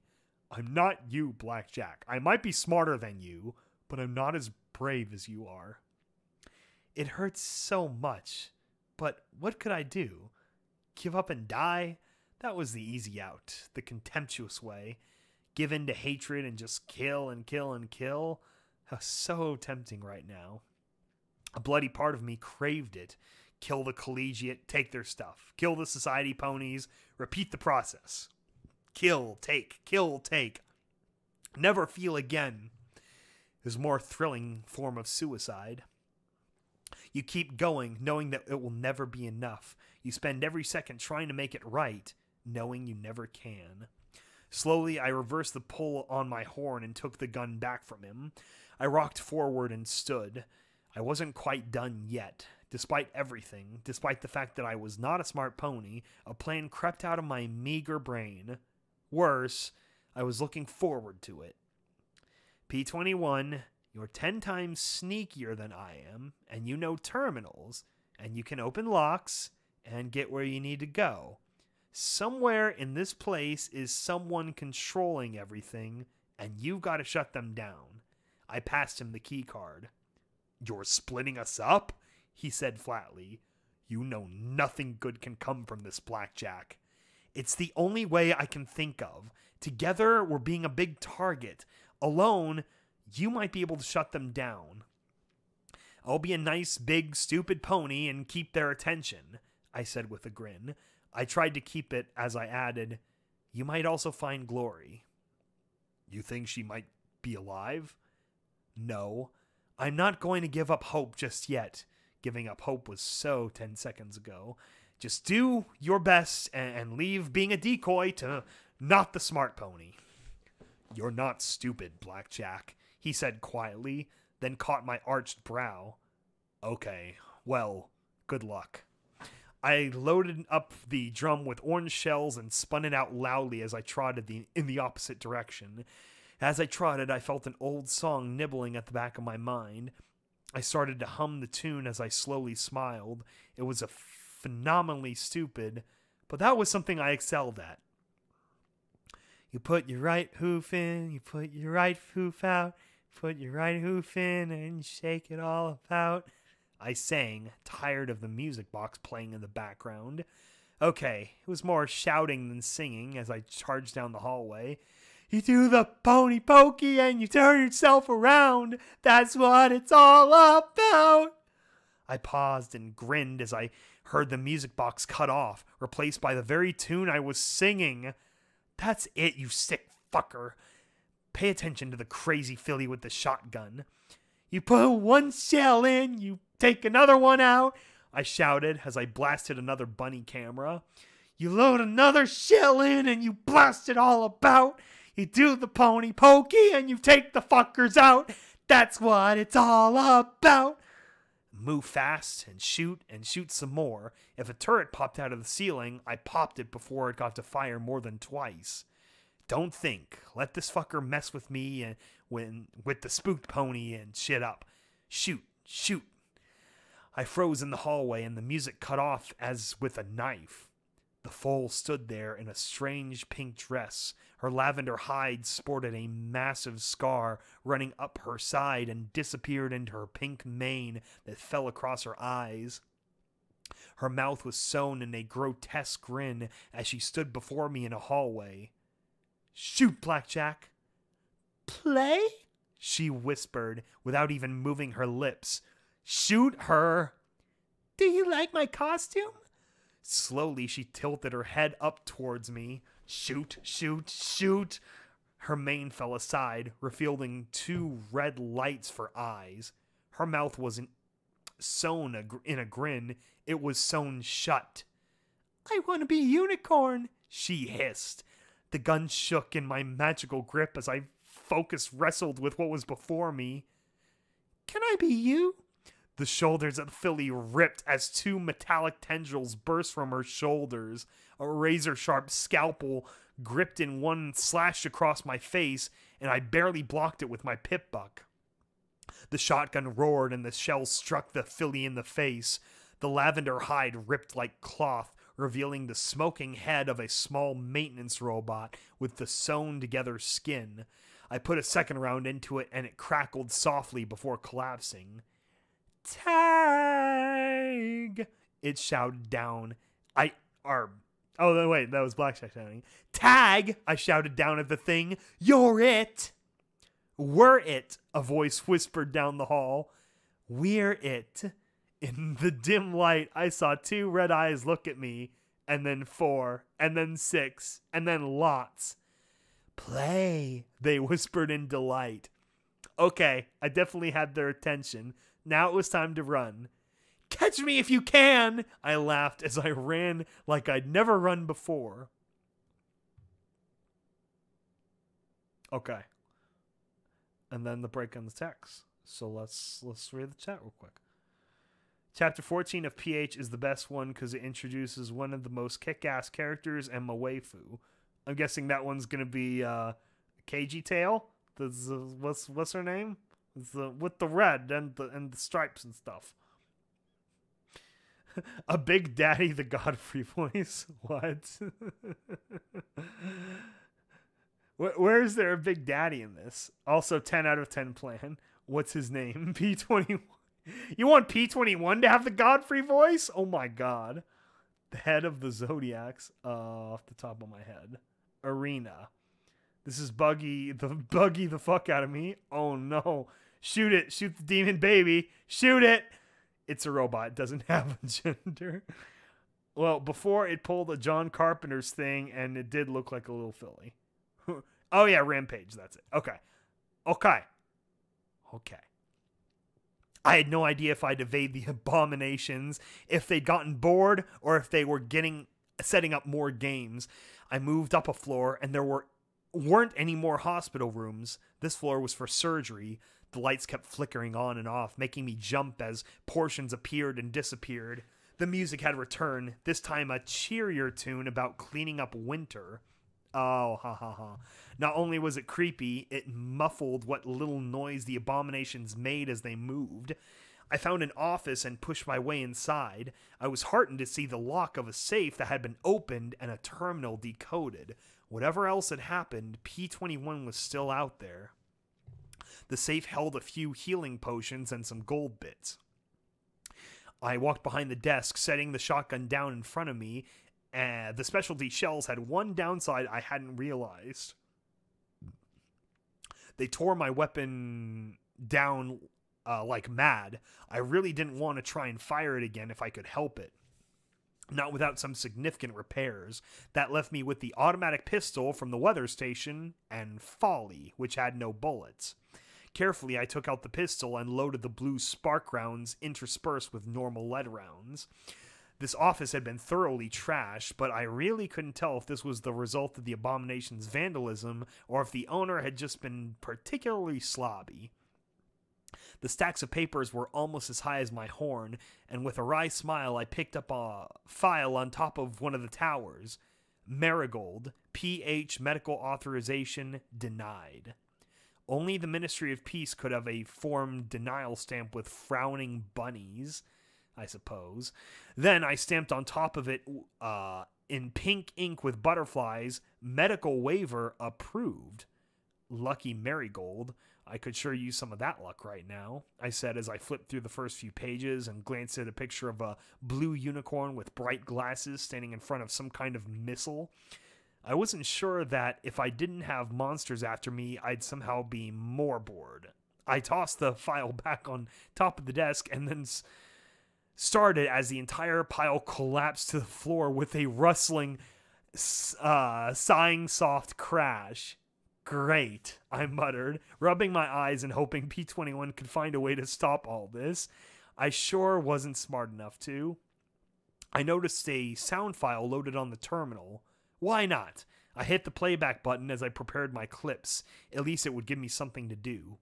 Entry 1. We've taken control of the facility here. Data files have been corrupted or deleted. We need to find the central mainframe if we're going to find anything worthwhile. Took us forever to get in through the roof, but thanks Celestia, this place is intact. We'll probably move our entire biomedical team in here once it's secure. I've never seen so many medical supplies in one place, but nothing special, but we've got healing potions to burn. Entry 2. Found the stasis chamber and the mainframe. Dozens of pods still with power. They just stay asleep for all I care. Some idiot severed the mainframe control. Kzzz, scalpel and got electrocuted for her trouble. Shouldn't be a hard fix. Once it's connected, we'll bring in the biomedical team. I stood and looked at some of the pictures hanging askew on the wall. Fluttershy looked rather terrified in a stage wearing a weird dress. Goddesses, she looked adorable. The yellow mare smiling shyly beside a purple unicorn with a pink streak in her mane and an orange-coated blonde-haired mare in a cowboy hat. The construction site in the picture looked like it might be that of the Fluttershy Medical Center. Entry 3. Everything is up and running. Still some kinks to work out. We've got to kill the sound system. That music box is driving me crazy. Is this what they actually listened to 200 years ago? Bzz. Entry 4. Brighton Hoof and Sky Sparkle are both AWOL, probably fucking in the staff lounge again. Toys keep on showing up in the hallway. I think the soldiers are starting to get antsy. I need to organize some. Should be okay, though. The biomedical team found experimental, of course, but it's almost a megaspell level infusion, practically a cure for death. Looking at the computer terminal, I spotted a little square of a note of paper. Please don't ask about that procedure again. RH. We've only had one success. I won't risk any more babies. I can't. I'm sorry.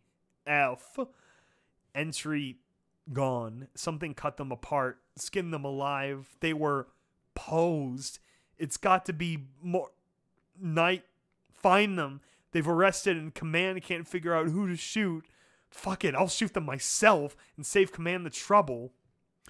Roof access is sealed. The biomedical team is just gone. Somehow he took them out. He's the only one not accounted for. Somehow he got control. Fuck, I'm tired of this game. How the fuck could anyone in my team crack this hard? Tired of playing. I finished loading the last drum and clip for the shotgun and automatic pistol, shock rounds in the latter, slugs and explosive shells in the former. Then the recording started screaming. I didn't pale or freak out or shoot the terminal. I simply sat there a moment and listened to the screams. Then I stretched out a hoof and clicked it off. I loaded a clip into the automatic, worked the slide, and walked to the door. I stood in the hall, looked left and right, and then shouted at the top of my lungs, "Playtime!" It started as a whisper, and then a mutter, and then a roar. Pick a hall, any hall. I started running, but I was done with running anyway. Keep the automatic in a careful grip. I fired the rounds ahead of me at any nightmare stepping into my line of fire. The maintenance robot sparked and jerked, ripping apart the skins that had been sewn around them.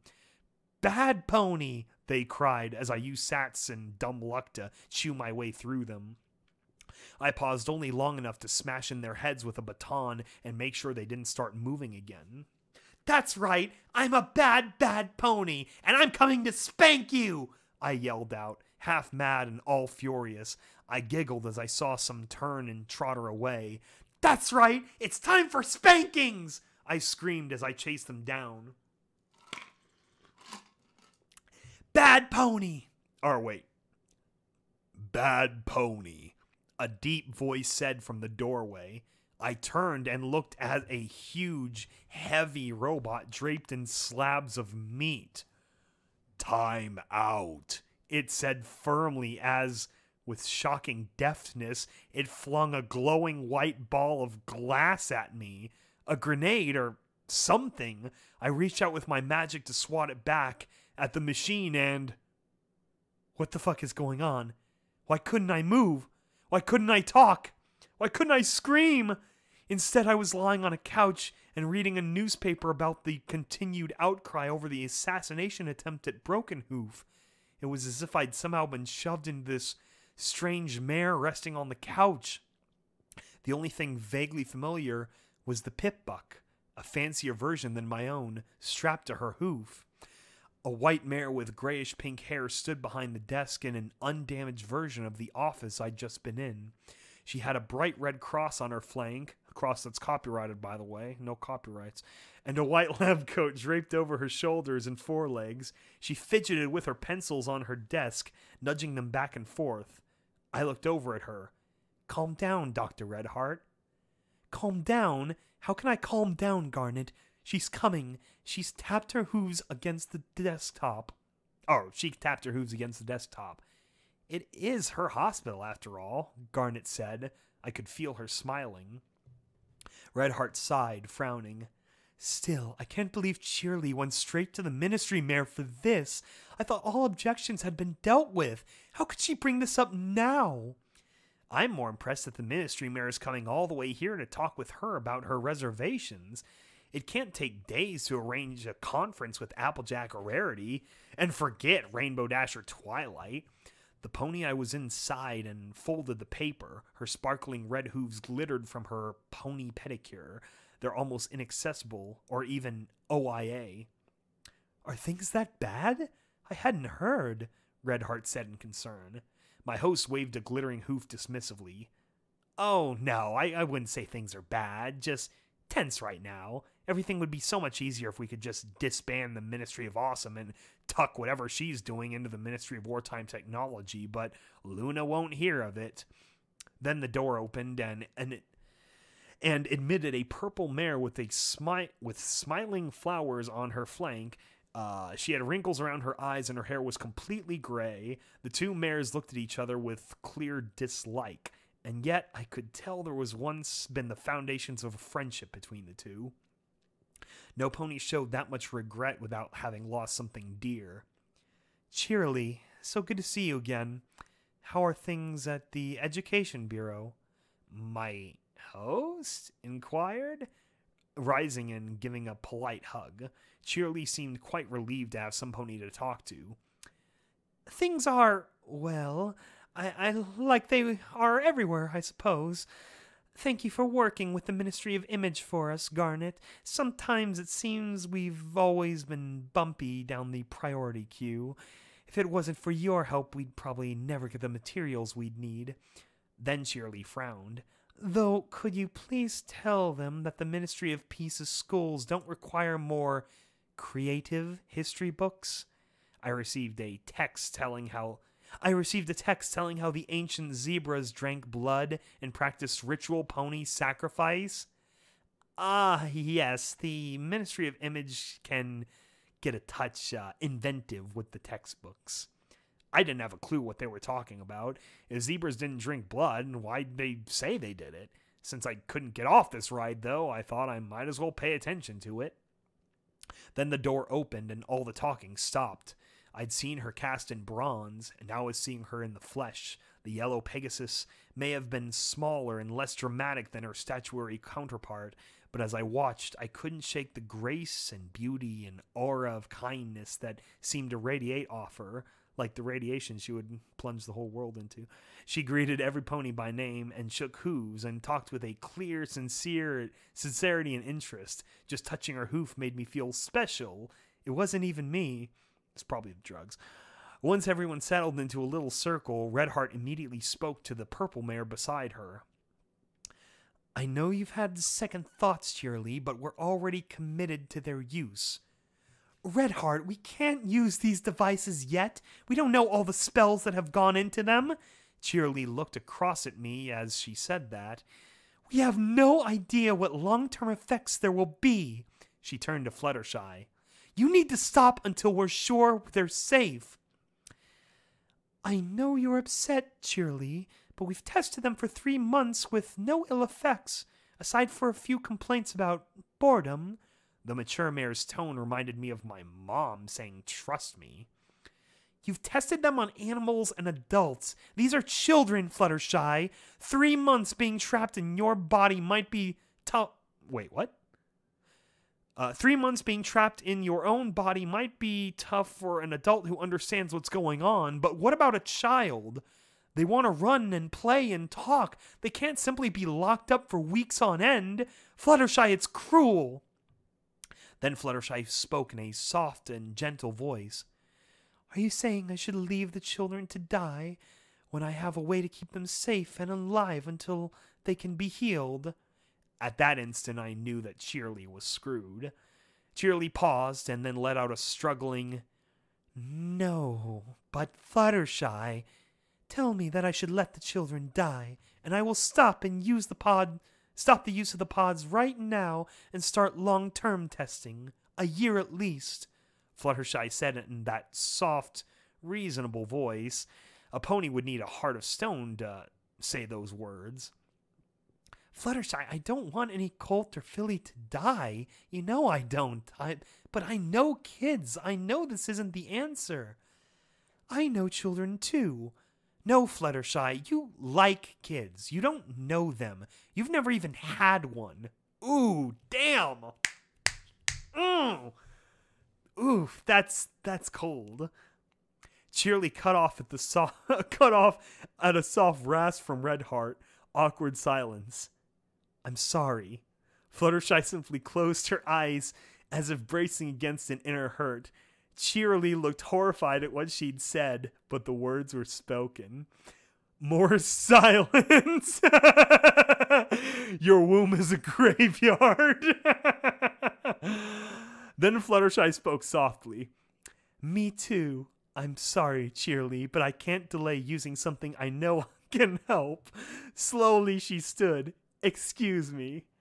Damn it, why did I say that? Cheerly asked with a snotty sniff. I saw the specter of Redheart and Cheerly's friendship appear as the... Oh my god, we're back? Oh, we're back this time? We're back this time? Furious, also kinky. I'm just curious if you all ready for where this goes. I'm not exactly sure where this goes, but I have a few ideas. Never ever ready. Horspital. Oof. Propaganda. Welcome to 1984. 2018. Cold as ice. Oof.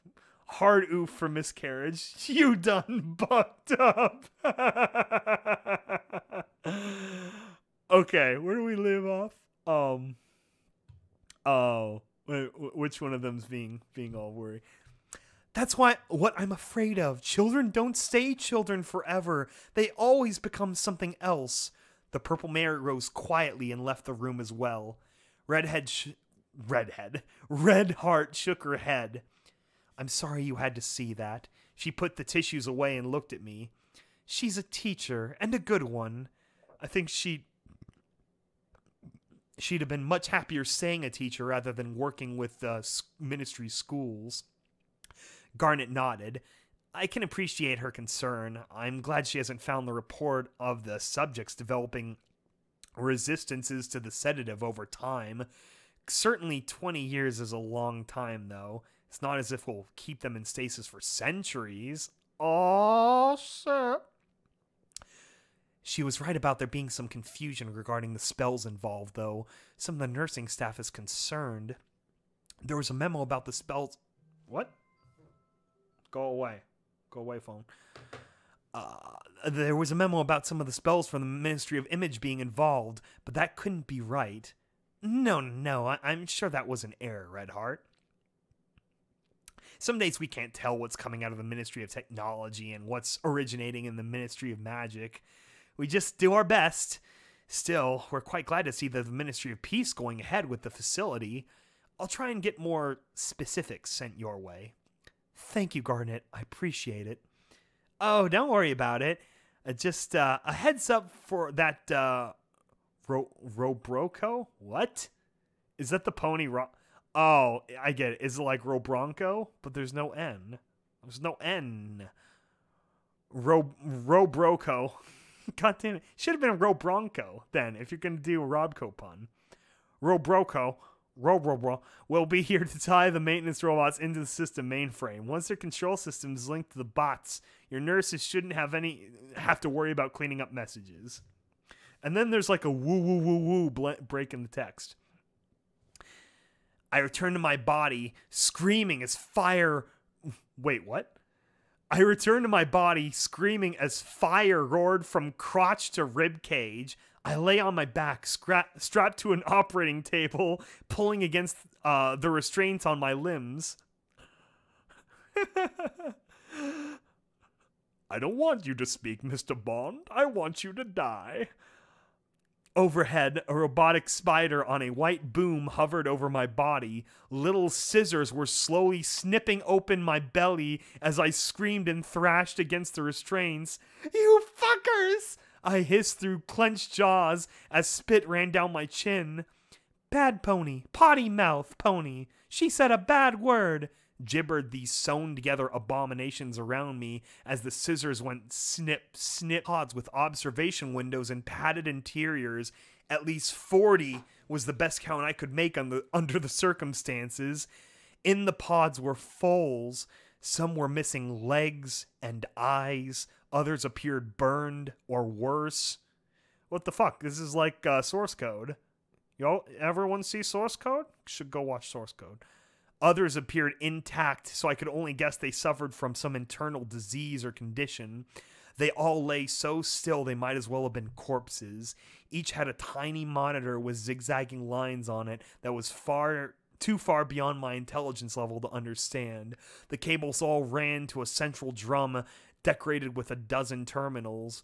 Running from this drum was a thick cable that disappeared into the floor. Blackened marks showed where the hoof-thick connection had been mended. Oh, okay. Okay. I wouldn't scream. Crying was unavoidable, but that helped me focus. "What do you want?" I yelled as I focused every bit of magic on the scissors and pushed the arm away, leaving a foot-wide incision. "Mommy, play, die, live, cry, hug, blood. Mommy, please, cookie, fuck, daddy, pain, skin, mommy, toys, puppet, doggies, birthday, outside home, die, kill, costume, sleep, hurt, out, play, die." The robots around me all chanted. "We're not going to leave them in stasis for centuries," Garnet had said. But what if they were left that way anyway? How many years had it been before the children became resistant to the sedative? How many more before a handful of survivors had been able to keep the children focused? How long before they went mad and sought even bloodier, more terrible games? Some pony, Redheart I suspected, had cut the connection between the repair bots and the facility mainframe. They'd sat there, alone, incapable of any interaction at all, unable to sleep. They couldn't even kill themselves. Then the Enclave arrived and connected the mainframe again, and the children had resumed their games, honed after decades of being trapped within themselves. Now I was next. My telekinesis pushed against the medical robot as I clenched my teeth so hard that I felt a tooth crack. It wasn't enough. A three-fingered hand reached in and pulled out a loop of my gray-pink intestine like a thick noodle. I wouldn't scream. I might choke on the vomit rising in my throat as I felt inch after inch slipping out. Then I heard the sharp crack from near the roof, and an air vent tumbled into the room. Glory poked her head in, eyes wide, teeth clenched on her beam pistol. Right now she was more welcome sight than splendid, stepping out of a hot shower. "Bad, bad, bad ponies!" the robots chanted at the medical arm, releasing my guts and reversed to slam itself against the grate. Glory leapt into the air, circling the arm as she looped above me. All eyes were on her, except for mine, which noticed a small blue shape of P-21 slip in through a door. Carefully, he picked his way toward the terminal. Glory wouldn't be enough. I lifted my head and looked at the buckles on the straps holding my limbs. Pain made the world black out around the edges of my vision as I fumbled with my magic.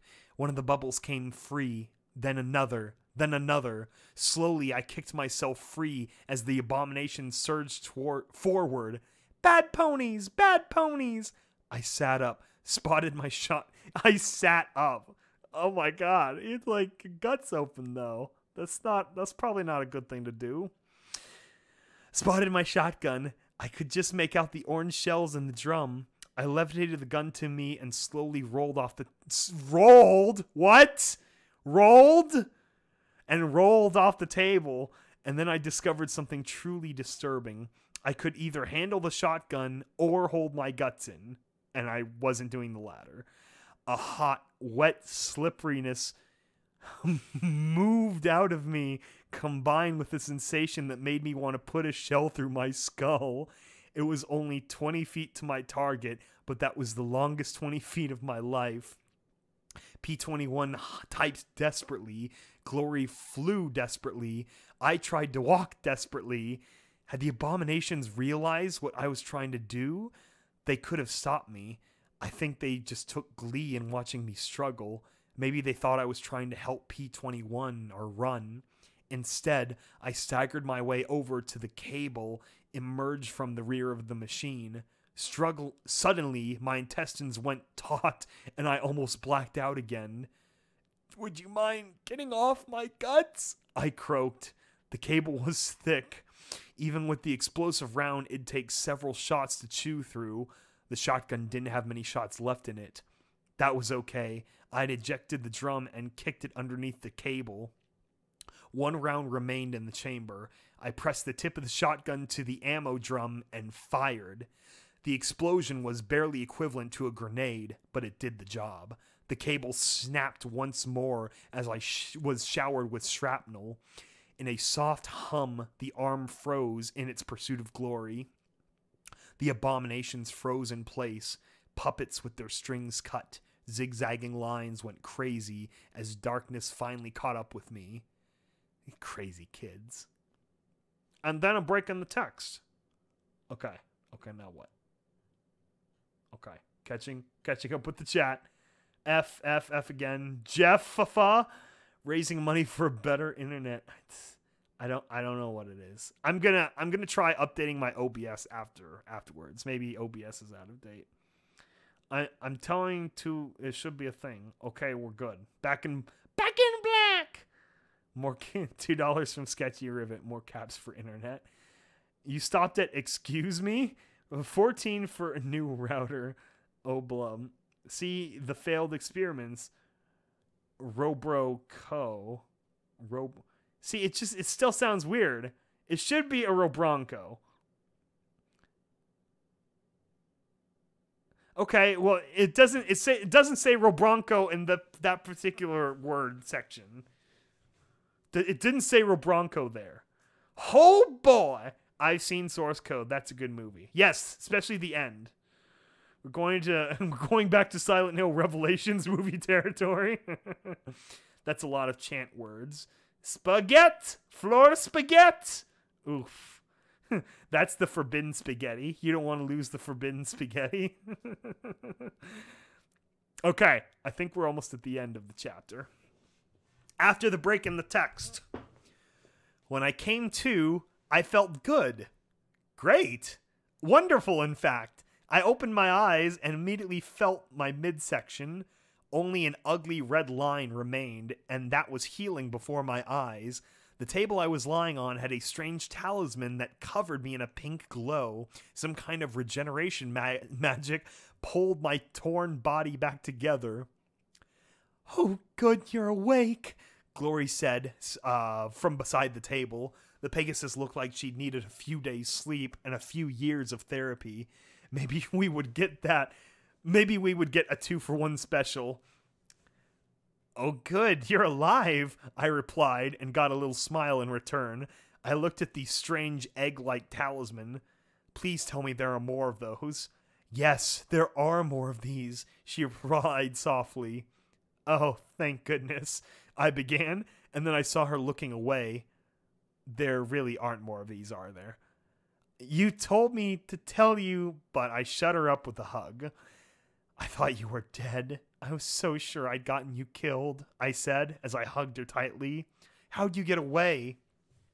"Red light," she said softly with a little shiver.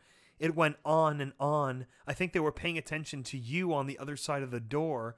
The vent was right above me, so I shot through. They called me a cheater.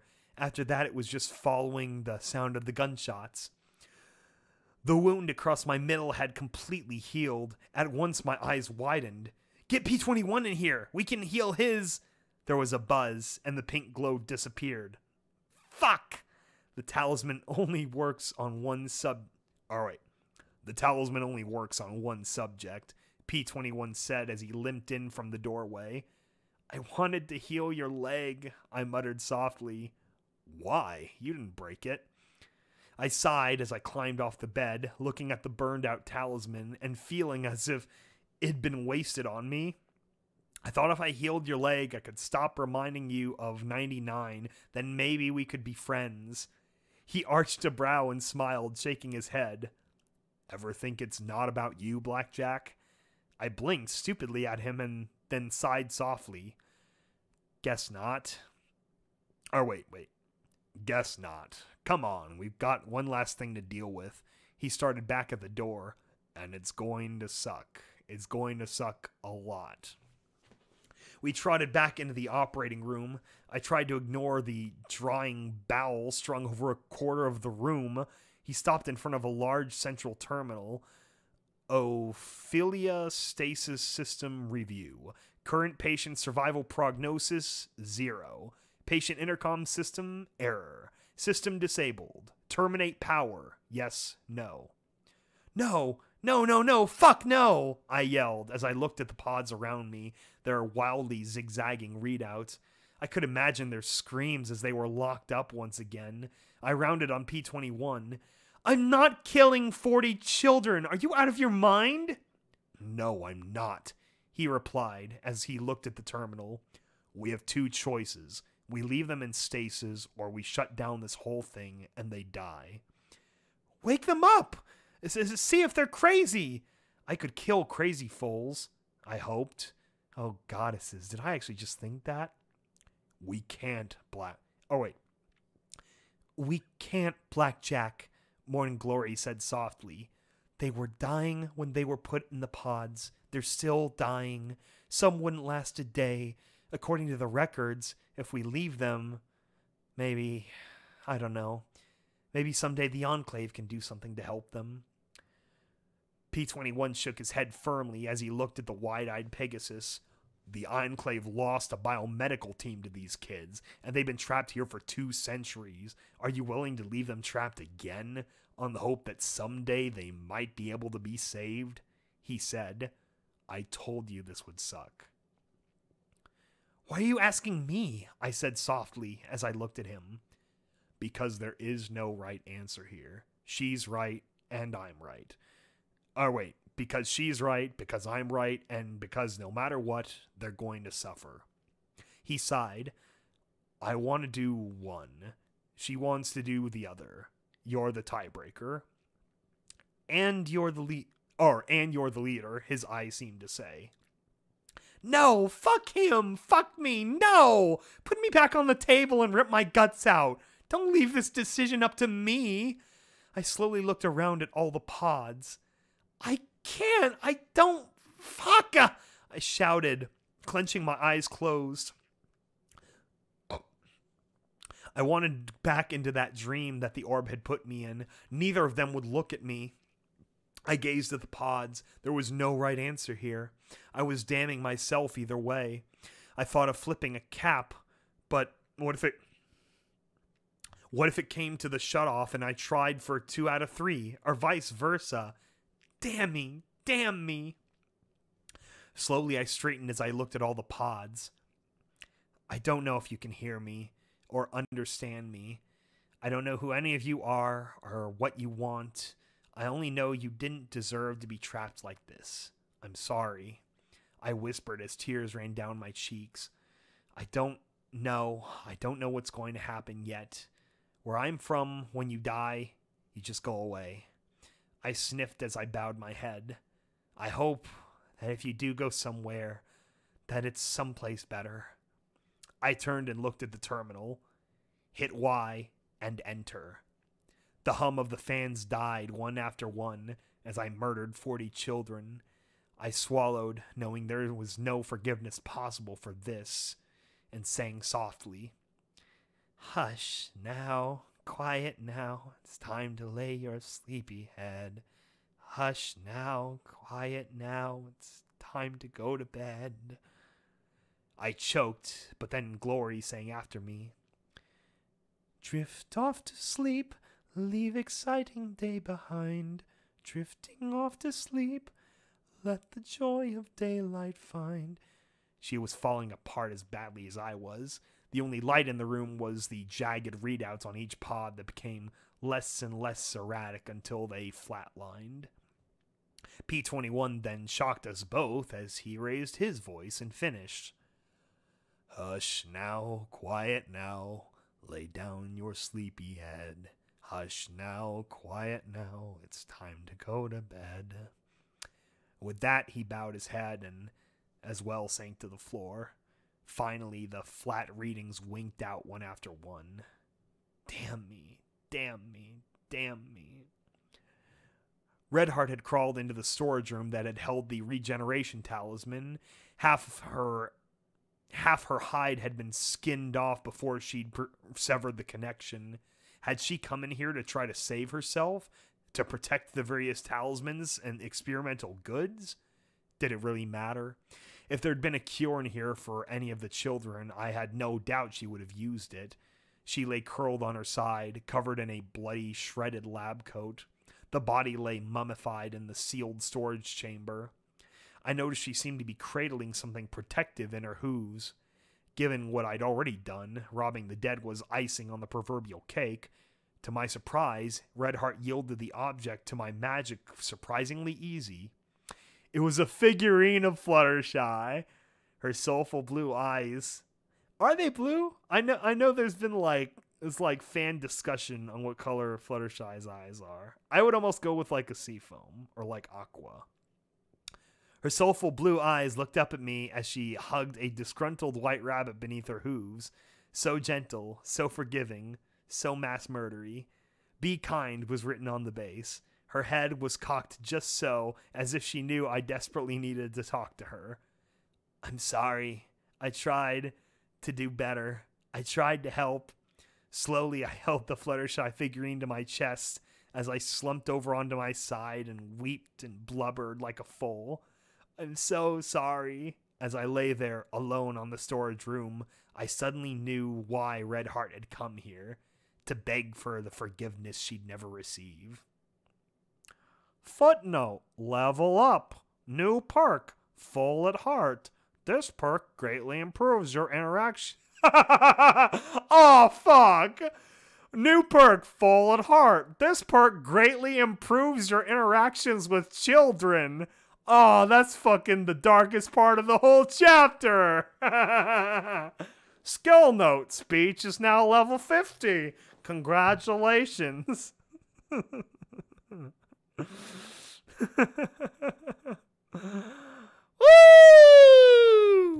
All right. Where were we at? Fanfiction. Hugs are nice. But she did. I'm 33s behind. Fixed. It's good for me. Okay. Horizons. Witch chapter. I'm not sure if there's a witch chapter, but knowing Sombra, there probably is somewhere. Rip. Big rip. Time to lay your sleepy heads. Well then. Thanks. I read this before, but I just want to remember which one I like this chapter. It was a decent chapter. Would you select yes or no? Yeah, I really like this fanfic, but I'm not done yet. I'm on 41. Yeah, see, I would go with Aqua too. That would be my definition. No is for no for vengeance. Oof. Yes, that's that's Renegade. No for vengeance. Suffer in your hell. Damn. Worst decision to have to make ever. Both answers are right, but neither is good. Yes, I just checked they are Aqua. It was well written and paced. It had a good horror element and good idea for the stasis pods. Granted, one thing I would have asked is, why did you allow the Phillies to control the robots? Yeah, that's obviously the flaw in the plan. It's like, I don't know. That's not the smartest thing. Full at heart. Ow, this hurts. Sombra likes doing that, yes. I just noticed the dark joke of that perk, right? That's the fucking darkest part of the whole chapter, is the fucking full and hard perk. This perk greatly improves your interactions with children. Oh, Sombra, you monster. I will select a yes, if only because subjecting already insane fools to another 200 years of insanity would have been 1,000 times worse. Yeah, I'd probably hit yes too, but that's a mercy killing. Can you imagine, after already being like disconnected for like 200 years, and then the Enclave fucking plugs you back in, and all the craziness like comes out all at once, and then it's like they're unplugged again. It's like, there's nothing left. Whatever was left of them was already long dead. The reason they probably gave them control of the robots was so they could play by proxy with the hospital staff. Sombra who? Oh, Somber, yeah. Who is that? This is the writer, the somber guy, the tax collector. Yes, I'll be a yes, yeah. Yeah, I would be a yes too, because it's yeah, that would be a fate worse than death. Like this is like an existential hell. Oof. I always think of not to be cliche, but I always think of that one Black Mirror episode where they copy like the people's brains and then they trap what was it? Fucking John Hamm traps their AI brain in the little AI computer, and then he like skips time by like 6 months, and they're like, you know, almost crazy, being starved of interaction. Yeah, that's the other thing. Why give them control of a surgeon bot? That's a bad idea no matter what. It's like, okay, so it's like you're literally giving kids like, you know, scissors to play around with. Oof. I like how I like the part where Blackjack gets off the table and there's just this like long stretch of her intestines that they're like they just left that there. Like, how did they get her onto the table? Were they just like, okay, this shit's already gone, and just like cut both ends at her and then let like this talisman will probably connect everything up, right? It'll probably give her another 20 feet of intestines back. Like, that's a bold move. I don't know. Maybe you could wash them or something. I don't know if they haven't been out for too long. It's that was a bold guess, is all I'm saying. Yeah, exactly. Why do they have control of a surgical robot? Maybe it's if they got hurt. Wouldn't that be the perfect end game? You're like, okay, so you got control, and you're like, okay, I don't want to do this anymore. So then you use the surgeon robot to fucking kill yourself with the computer.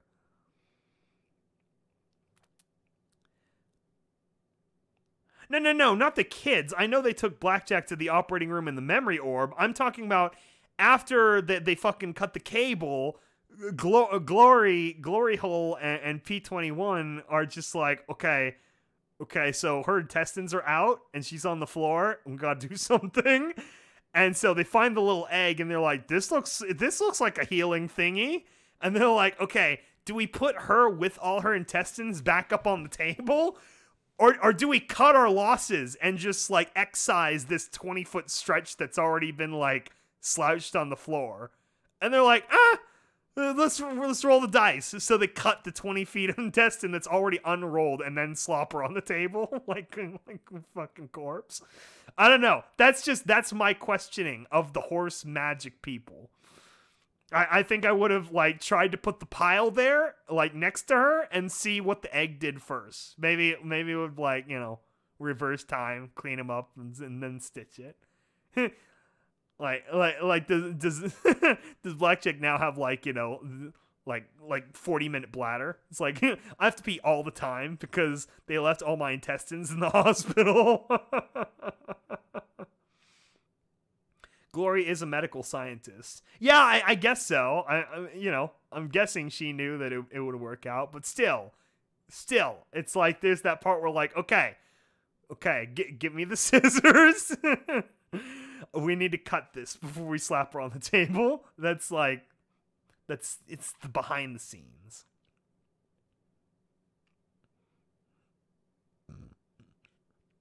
Also, she should be dead due to having her insides ripped out. Just ask Spencer. Who's Spencer? Spencer's Gifts? Are you doing Chapter 7 in the next live stream? Oh my god. I did start Chapter 7, didn't I? How about this? We'll do readings as they come up and as the people demand them. How about we stick to like very self-contained chapters like this? This worked out pretty well. Like things that obviously that are popular. Spencer Monroe. I'll have to Google that. I don't know who that is.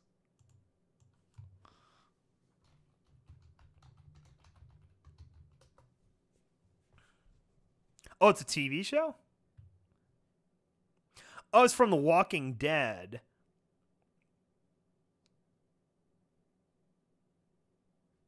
Walking Dead fandom.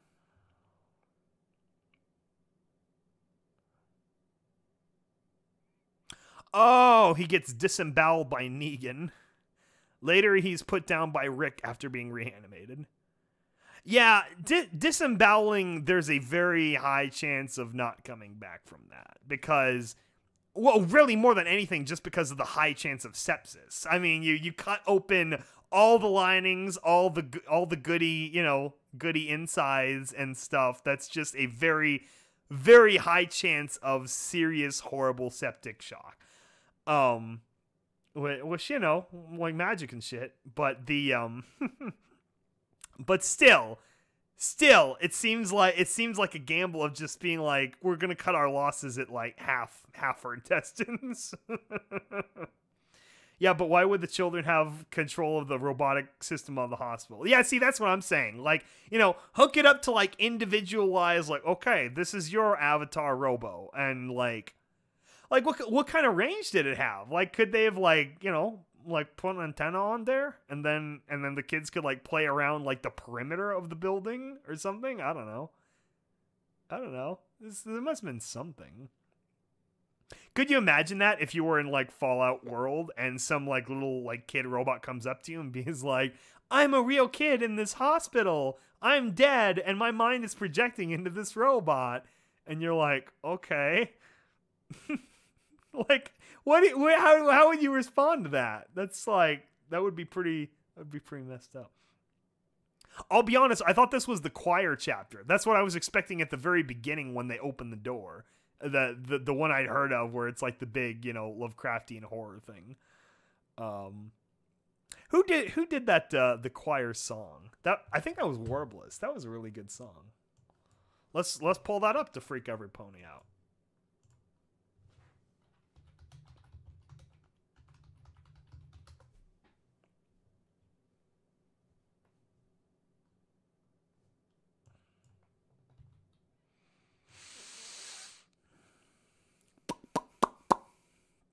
Come on.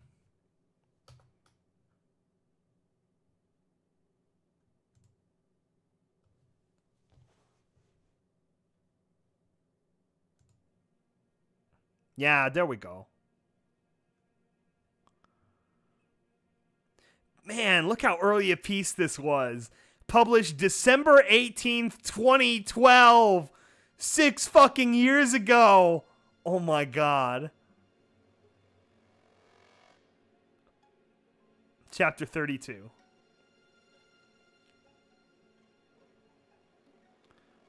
Here comes the spooky whoopee.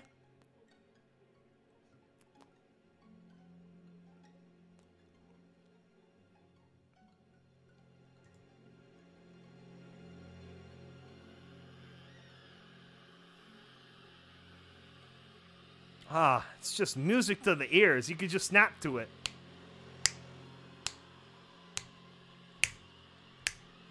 Bongo, bongo, bongo. That's my jams.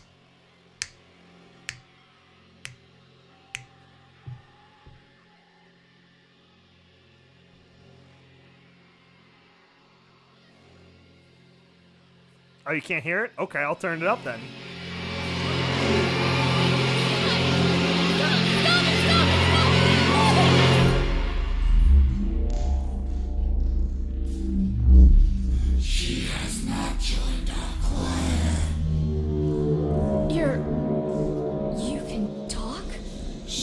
Very close to joining their choir.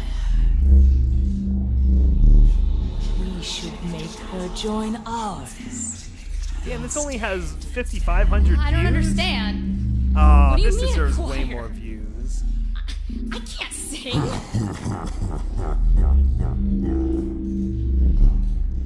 I always find myself perplexed by how little like coverage some of the nuclear horse stuff has gotten.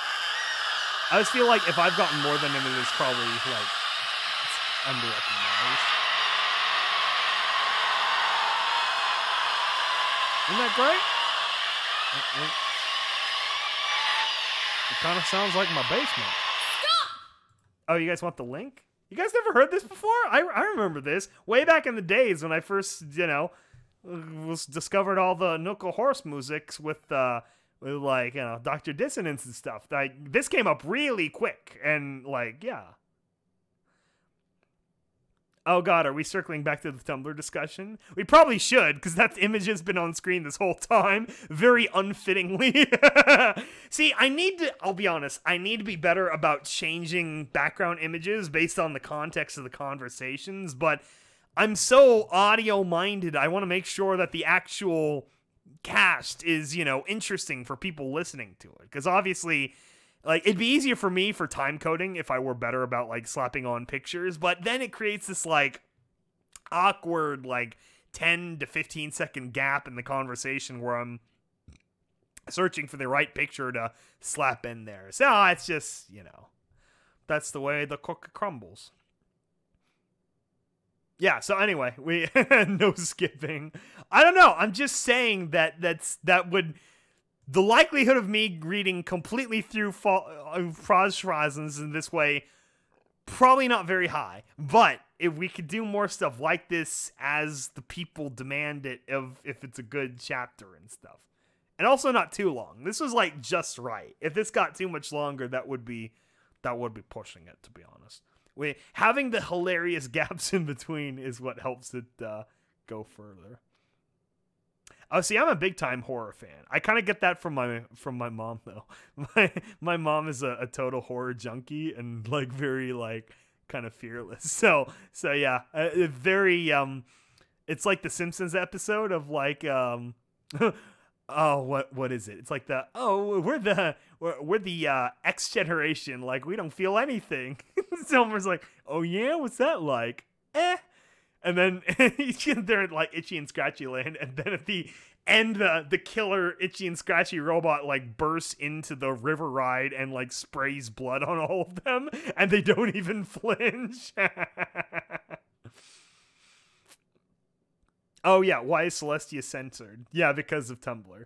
Because Tumblr is taking the dicks.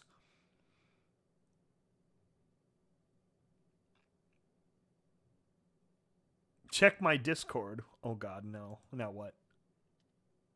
Oh wait, are you talking to him? I could go without seeing the choir, so disturbing and sad. This is fun. This is fun, isn't it? Every day is a journey. Oh god. Oh yeah, I've seen that picture. Yeah, isn't fan art great? Fan art is so great. Do you guys want to see the picture I referenced when I was describing the scene of the broken cryogenic tubes in the Ice Mare? I had a much more interesting picture of horror when I was writing, because with every one of my writing thingies I have like this whole glossary of photos and visual references I use to guide the way. And one of them was the choir picture. One of them definitely was the spooky, scary, gooey pones. And then on top of that, we got some good old fashioned The Thing.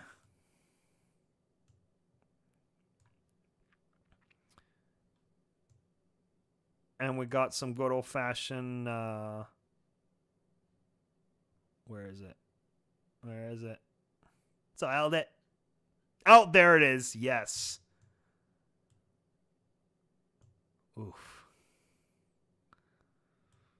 Yeah, so the whole part of the face having exploded out and couldn't even tell if it was a pony or a zebra, that was completely inspired by this picture that I just stumbled upon when I was Googling, like, horrifying John Carpenter-y things.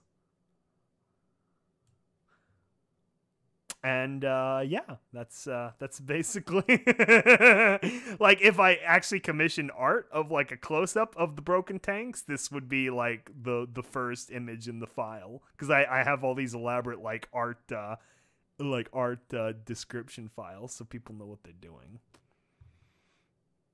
Nightmare fuel things. Yeah. So that's that. Now let's palette cleanse with the other things I use to reference for the Ice Mare, which are much more adorable.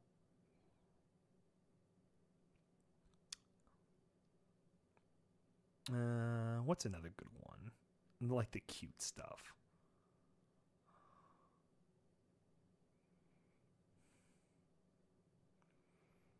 Where was the other one?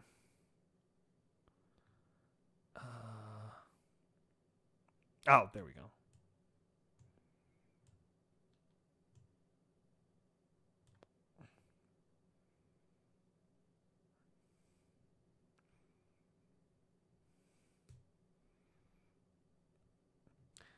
I will make you cry. Watch Grave of the Fireflies. I have heard of Grave of the Fireflies. I do need to check that out because what's interesting about Grave of the Fireflies it highlights something that so many people forget about the war is the fact that conventional fire bombings were going on not just in Dresden and cities like that, but actually in Tokyo and very major city centers of Japan.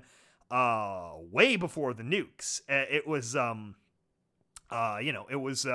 sort of standard fare. If I remember right, napalm was developed during the war, and I'm not sure if it ever got deployed, but it might have been once or twice it did get deployed. But, then, of course, they saved that the forbidden gelatin for the Vietnam War, and that's where that became so, potent, was because it's literally this orange weird gooey like gack or like a 90s slime, but you light it on fire and then it just sticks to things and keeps burning.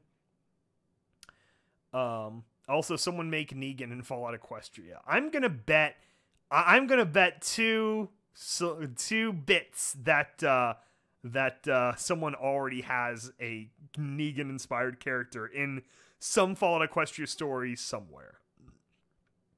Also, why is Celestia censored in the middle? Because do we have to go back to the beginning of the podcast to explain all this now? Curie and Codsworth. No, no joke. I'm tearing up thinking about it.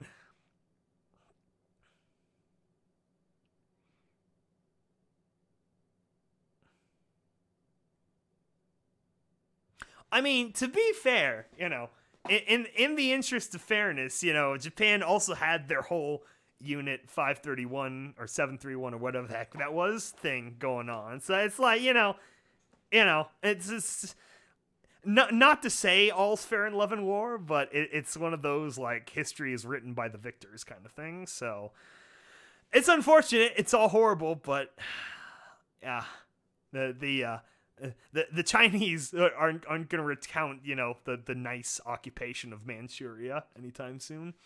Furadek. No, it's not Furadek. It's a toy, a very large toy. But Celestia is a god, so she can handle it. That is the saddest thing.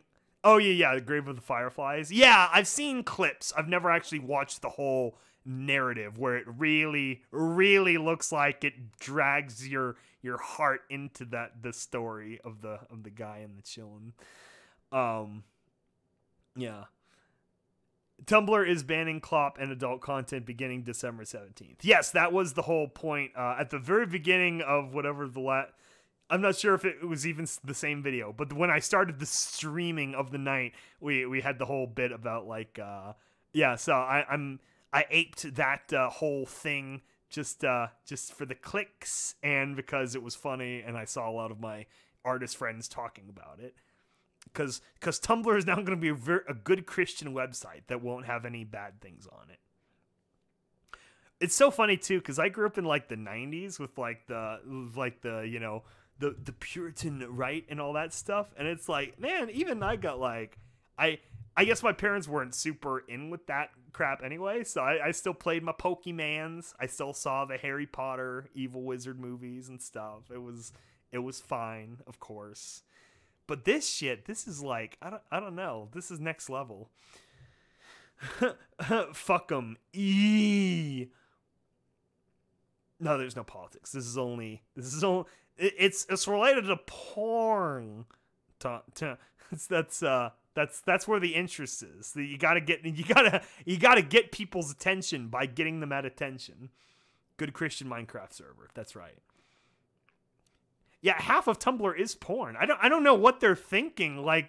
What's the main guy at Tumblr? It's David something, right? I don't know what they're thinking is do they visit their own website? My understanding is that's the other half of Tumblr. Half of it is a much less, extreme version of what 4chan thinks it is, and then the other half of it is porn.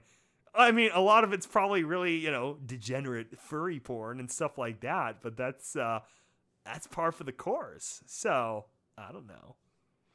Yeah, tumbling down, downward spiral. What is your creature form from John Carpenter's The Thing? Ooh, that is a good question. I haven't seen it in a while either. I was just planning on rewatching it at some point. I think it would be I think it would be one of the dog ones early on. Like the creature when they go back to the cages and it's already like absorbed like 4 or 5 dogs. I think that one was the most freaky because of how like visceral it is. Because, again, it's like dogs, so you feel extra bad for dogs over people. But it's like just how like it's so very upsetting.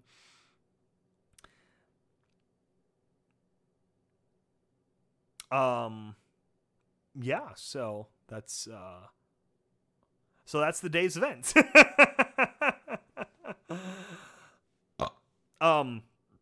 else were we talking about? The one with the chest biting onto the guy's hands. Also, did you know there was a game that was underrated and had a new sanity mechanic? I heard about that, yes.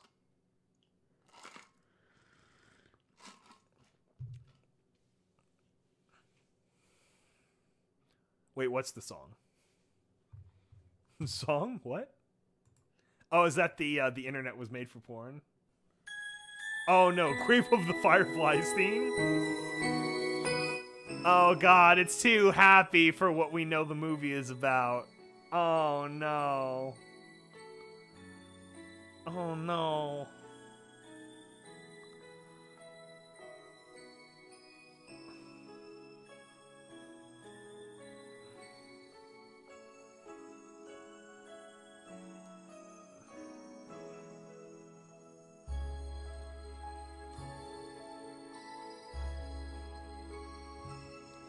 See, I don't know. Once you associate music with burning children, it's really, really hard to get into it. You know what I'm saying? I'm just saying. It is very pretty on its own, though. In a really, really sad way.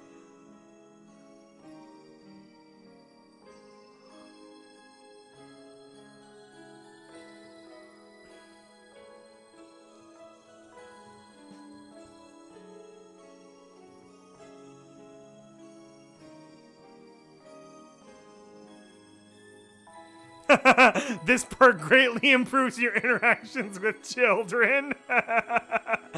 Oh man, I really I couldn't hold it in at that. That is so fucking awful. So awful. Oh my gosh. I mean, how do you get a good understanding of children if you don't murder 40 of them with one stroke of a button? Damn it. That's so fucked.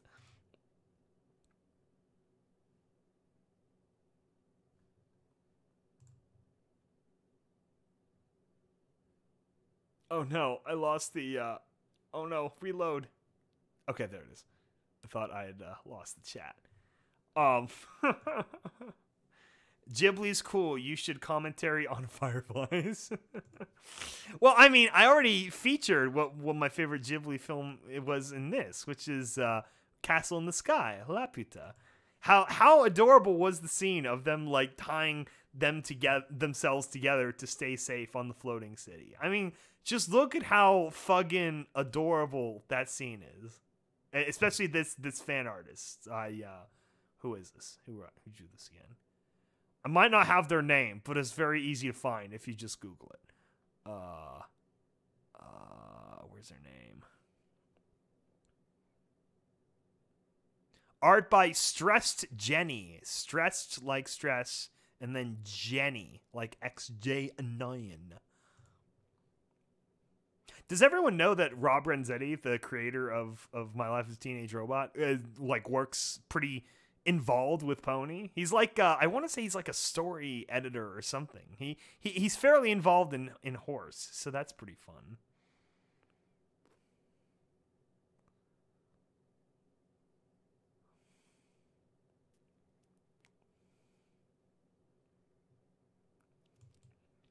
Okay. Well, this has been a pretty varietied stream. We talked about dicks. We talked about Fallout 76, which is just basically more dicks. And then we did a live reading of Project Horizons. Are you guys all okay with the settled voices now? If we end up doing more of that in the future, I can further try to hone my skills. Skybolt, have you ever played Dark Souls? No, I haven't played Dark Souls. If I did want to punish myself with a game that would be way too hard for me, I would actually probably try Bloodborne, because it seems way more thematic and Lovecraftian, which would be my taste. I like all the Dark Souls stuff that is about like the skeleton people, like this weird skeleton kingy guy and the crawly guy and the big guy and the guy with the wheel in his body. That's cool. But like the normal Dark Souls stuff, it doesn't quite do it for me. King Awesome must be Godfrey. Who is King? Who is this king you're talking about? Like, is that the Prince Skeletor guy? I missed the 76 part. It's at the very beginning. Don't worry. Okay. Voices are good. I like Gloria, but maybe it's because I'm used to someone else's glory. Yeah, that's understandable. I'm trying to do it like Twilight doing her Fluttershy impression. That's sort of the approach I took after criticism. He is way later down the story. Okay. It's from Project Horizons. He's head of the Society. Negan versus Red Eye. King Awesome. There's actually a guy named King Awesome. You've got to be fucking kidding me. Oh my gosh. That's the last thing the Wasteland needs is more Rainbow Dash. Who names a government organization Ministry of Awesome immediately should have been shut down. So ridiculous. What do? I don't know. I just pay a bunch of Pegasite to do cool shit, and I get a sixth of the money that the kingdom has, and we're at a world war, but I get a sixth of the money to build my giant dildos into the sky, to seed the sky with rain. Also, you're gonna be goddamn surprised. Surprised about what? King Awesome isn't part of the Society. He's the head of the group Rampage is in. Okay, so it's more of a Raider thing. That I can appreciate, where it's like somewhat ironic. It's their CIA, so it's hidden stuff. I guess so. Yeah, I guess that does make sense. That's like in the real world, where they give all these like really pretty names to all these damn secret police type shit, and it's like, oh, this is the Democratic People's Republic of Korea. You're like, bro, you can't just cram all these words in and pretend that they mean things that they don't. That's like if I ever became like a dictator. This is a warning, guys. So you know, if you see my boys, if you ever become a dictator, you name your like secret police something like the Friendship Squad or like the Hugs Patrol, and you know, just a cutely ridiculous name like that, because just the fact that they're named that, a bunch of people buy into it unironically, and you're like, are you fucking serious? This worked? And surprisingly, it does. It's like, I don't know. It's just a thing. It's just a thing that happens with people that don't have the happens in their brains. Also, I hate how the story Mr. House is called Mr. Horse. Mr. Horse. Yeah. I mean, yeah, that's a little bit silly. I think of like, I mean, if you want to make like a realistic comparison, it'd be like, you know, someone named, you know, Mr. Man, and it's like man with two N's, so it is kind of a name. But at the same time, it's kind of like a straightforward kind of name. Like, I remember when, it was way back, with the Engineer, when we were doing screen direction or whatever, and, wait, was it the Engineer? It was something. It was something where a character was experiencing the name DJ Pony for the first time, and I was like, I described to the person, it's like you have to imagine it's like someone named like Mr. Guy, or like Man Guy, and they're like, what? Man Guy? And they're like, yeah. So that's the DJ Pony. It's like, yeah. So that's kind of how you have to like approach it.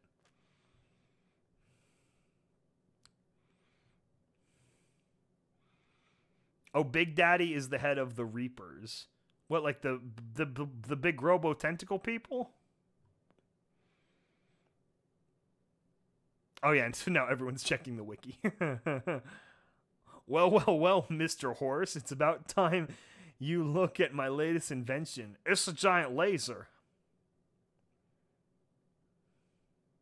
Also, in Fallout Equestria, stop renaming shit. It's confusing as fuck. I know, just call them, just call them what they are. Mr. House. Damn, 16 people. We only gained followers throughout the night. We must have like it's either Real America hours where everyone's like enjoying the late show, or it's a bunch of Euro friends waking up super early for like work or something. Reapers is the big bad raider group. No, it isn't. That's the Great Arrows. Great Arrows are the big bad raider group. The Ministry of Awesome, sometimes MOA, incepted, injected, and administered by Rainbowed of the Ash, was arguably the most mysterious and elusive of the 6 miniseries created by Princess Moon to supplement the needed wartime government. It was primarily dedicated to research, development, and field use of clandestine technology and resources. The element of the Mystery of Awesome is almost identical to Rainbow Dash's cutie mark, but with purple wings lined in black, and is also the emblem of the Shadow Bolts. Background. After the massacre at Littlehorn marked the end of Celestia's reign because she quit like a bitch. After Luna took the throne, her plan of action was to separate the wartime government into 6 distinct miniseries dedicated to the advancement of rescuing society and military. Because Rainbow Dash is like totally a smart pony, she named it Awesome. Ministry of Awesome. Its function was widely unknown to the public, soaking up 1/6 of the economy, for the common assumption that it only served as dead weight, contributing nothing to society, just like Rainbow Dash. The Ministry of Awesome was a bleeding-edge research development technology agency. Black Ops, possible espionage, pioneered advancements in purposes of killing zebras. It also co-opted several projects with members of other military and government organizations, leading some new, specifically designated developments for other use. Considering its dangerous nature, the miniseries dealings were highly confidential in order to keep its presence out of the spotlight. Its central hub in Canterlot was supposed to be boxed up and used as storage in order to avoid attention. Only specificity, government military individuals of appropriate ranks, such as Steel Hooves, seemed to know even the smallest bit about ordeals.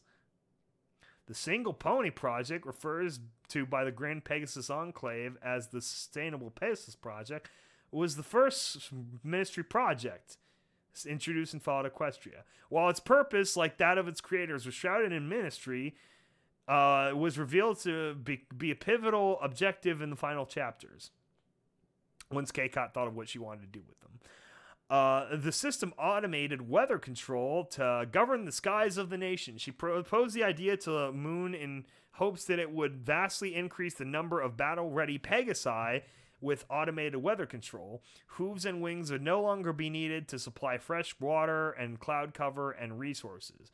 With the architectural help of Stablituck and Apple Boom, the project was eventually finished.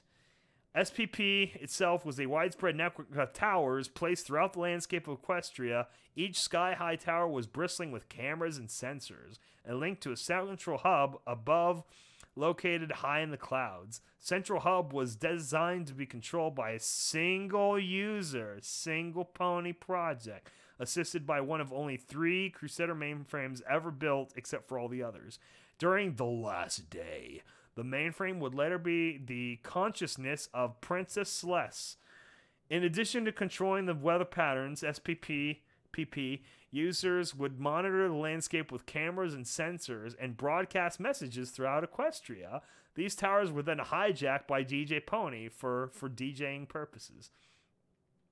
Airborne power armor. It's power armor, but it flies. The Shadow Bolts. They're like shock troops. And that's it. That's pretty much all Rainbow Dash did. She was a very useful pony.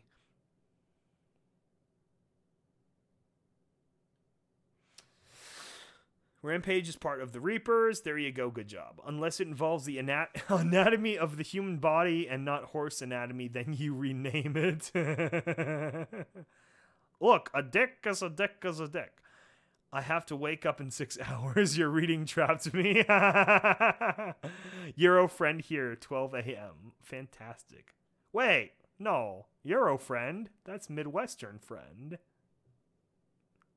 Yeah, that's Midwestern friend. What are you talking about? The Reapers, the only raider group besides Khans, I respect. Henlo friends. Also, Golden Blood made Rainbow add the capsule in it. She wanted a cloud inside so only a Pegasus can operate. Oh yeah, what a bitch. Only Pegasi can be in charge of like the weather, dude. She also encouraged energy weapon development. Yes, she did. Good for her. Good for Rainbow Dish. That's still one of my favorite parts of the entire What the Fic thing, because of how quickly we put that first episode together and slapped together like the branding and everything, and then we stumble upon that one. What did it turn out to be again? It was like a My Little Dashie like side fic. It's just like so ridiculously poorly written. I loved it. It's so great. I'm not. KZ is considered to be in Europe. KZ? Are you in like French Polynesia or something? What is this? You're confusing me now. Oh wait, not French Polynesia. French Guinea. I'm like, what is part of the European Union but in America time zones? Caribbean Islands, European Union. 12 of the 14 British overseas territories have OCT status of the European Union, though they cooperate with the EU via overseas countries and territory associations. These include the Turks and Caicos Islands, the Cayman Islands. Oh yeah, that's the money island, right? Montserrat, Bermuda, Jamaica. Ooh, I want to take ya. Aruba, Netherlands, Antilles. Saint Martin, Saint Barthélemy, Guadeloupe, Martinique, French Guinea, Saint Pierre and Miquelon, the Azores, Madeira, Canary Islands, and then Greenland. There was a small period of time where the U.S. had a chance to buy Greenland, and they totally should have done it. That would have been awesome, because then it would be like Greenland, but it was ice.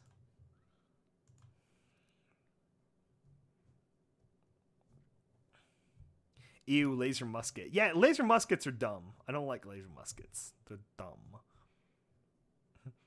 Evil storm guy. Changeling turns into a bullet and gets shot in the gun, turns into a lockpick, and turns into bottle caps for stash. Wow, that would be a quality changeling if they could do that. Beach Boys reference. Of course it is. Always Beach Boys reference. Oh, Kokomo. You get there fast and then you take it slow. Oh, way down in Kokomo. Oh, Kazakhstan. Okay, that's cool. I'm just curious. I'm like, is it really 12 a.m.? I'm like, where's 12 a.m. right now? Obscure memes. It's more practical using broken laser rifles. It's more practical using a rock than a laser musket. You chuck a rock and it hits them and they die. Laser musket, you crank it 3 times and it fires a laser in the wrong direction and then you die.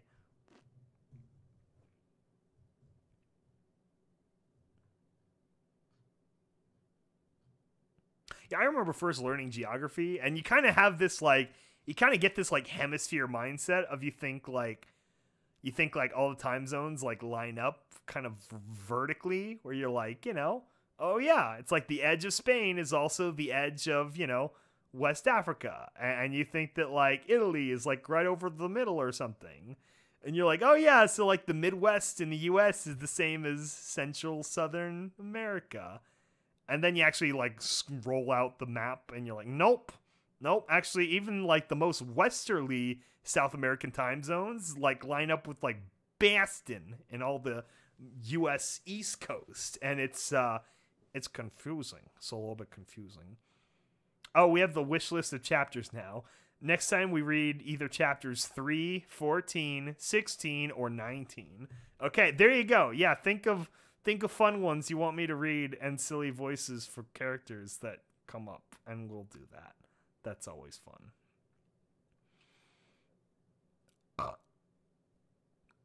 I would rather use the acid soaker than the laser musket. Laser muskets are more accurate if scoped. Yeah, I mean, you could use them as a laser rifle, but then you could also use a Gauss rifle as a laser rifle. Or actually, the improved laser sniper. Oh no, the improved or super whatever plasma sniper is really cool. It's really good.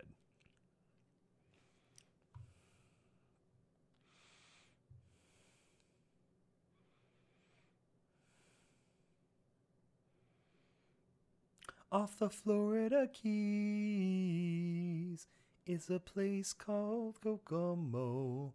That's where we want to go to find away from it all. Oh, look at this. What is this? The Arctic claims of EU member countries. So you have the entire British claim, the British Antarctic Territory, or BAT. And then you have Adelaide Land, which I'm guessing is the Australian territory. I can only guess. Unless it was like something else, that'd be even more ironic. And then you have all the fun French areas. The Réunion and Mayotte. Never even heard of that. Scattered islands. The French Southern Antarctic territories, including a bunch of islands that, if I remember right, are only populated by scientific researchers. And then you have the South Sandwich Islands, and then the Falklands. That's significant for reasons. And then you got British Overseas Territory, which is all like Diego and Garcia. New Caledonia, Pitcairn, French Polynesia, Australs. All right, that was a fun map. The greater EU. Yes, I know Argentina and Chile also claim parts of Antarctica. And Antarctica is very interesting because, you know, everyone forgets how recent a lot of history is. The history of, like, science and research in Antarctica is very new. Like, there was, after World War II, there was the big Antarctic, like, science year, which was, like, 1958 or something. And, you know, everyone had to play nice, the Russians and the West and stuff, and everyone went down and started setting up cool shit. And so, like, the Russians got cool shit, and then, like, you had Scott and Adamson race to the South Pole, and they kind of tied, or they act like it's a tie.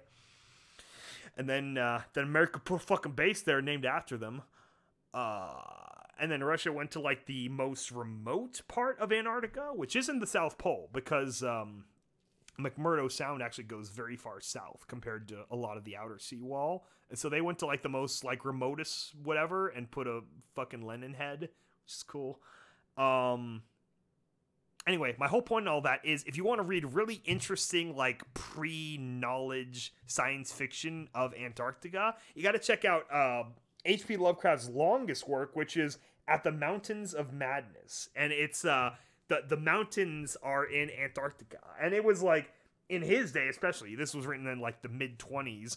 That was like, the great mystery, this giant mysterious block of ice at the bottom of the world that no one had a plane or anything powerful enough to really dig deep into, or time or whatever. I mean, I know some people had reached like the South Pole before and stuff, but it was still very vastly mysterious. Anyway, so there's a whole section in there about them discovering like the hidden giant Antarctic mountains, the Mountains of Madness, and then you get all the fun Lovecraftian monstery bits and stuff. It's a very, very quality turn of the century science fiction, and very it's a great introductory book for Lovecraft for people who you want to introduce to Lovecraft, because it's pretty well self-contained and self-explanatory.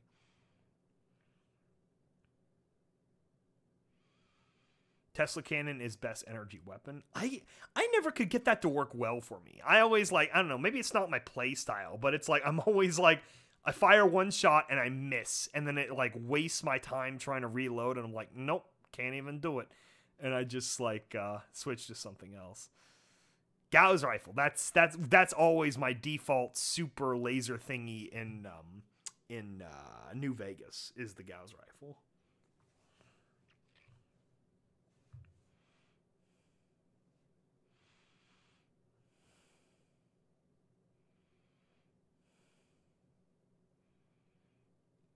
Oh, Mountains of Madness is 30s. It's this is like that whole like area, before the Nazi base there.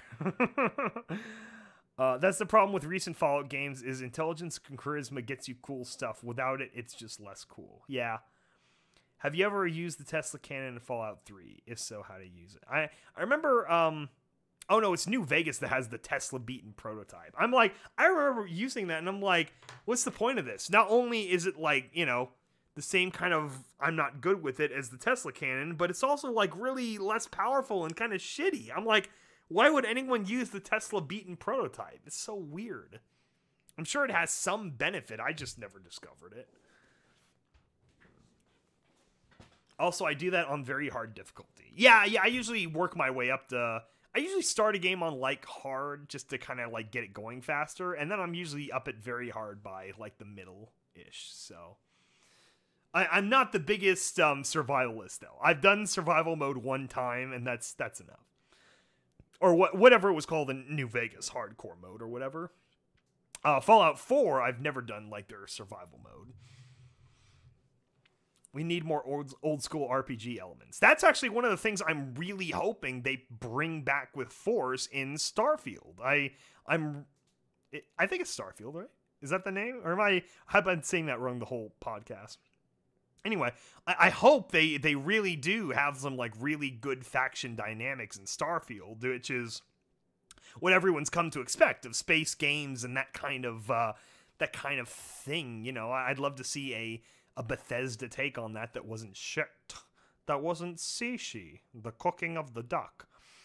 Because that would be cool. I want my Mass Effect with Mass Effect tier music, maybe a little bit stronger or whatever, and then faster gameplay, and that would be perfect for me. It'd be so great. The special Tesla is more powerful than the original and more ammo. It never feels that way. I remember shooting both in my trials, just running around, and it feels way less powerful. Endurance on very hard difficulty for Fallout 3. One endurance on very hard in Fallout 3? Oh, fuck that. That sounds awful. Beat New Vegas hardcore. I mean, yeah, so did I, because I want to get that achievement, but I'm just saying, that was the one time I did it. Probably not going to do it again. Also, with all of my perks with the current Fallout 3 playthrough, I have 68 damage resistance. Damn. That's baller. Oh, yeah, duh, of course. I just came upon this in the last week, which is that Obsidian also has some kind of crazy, spacey, retro-y looking game coming out in the next, or that they're going to premiere in the next couple of weeks. That looks really awesome. I'm I'm excited to see whatever it is. I just feel like it's going to be something really good, and there's a good chance they could take a lot of wind out of Bethesda's sails right away. And then Bethesda, which could be good, because then Bethesda really has to earn people's respect back with Starfield. Not only is it going to be a new property, but they got to prove that the engine is still worthwhile, and that they're still coming up with good new things, and that they still care about storytelling and interesting elements too.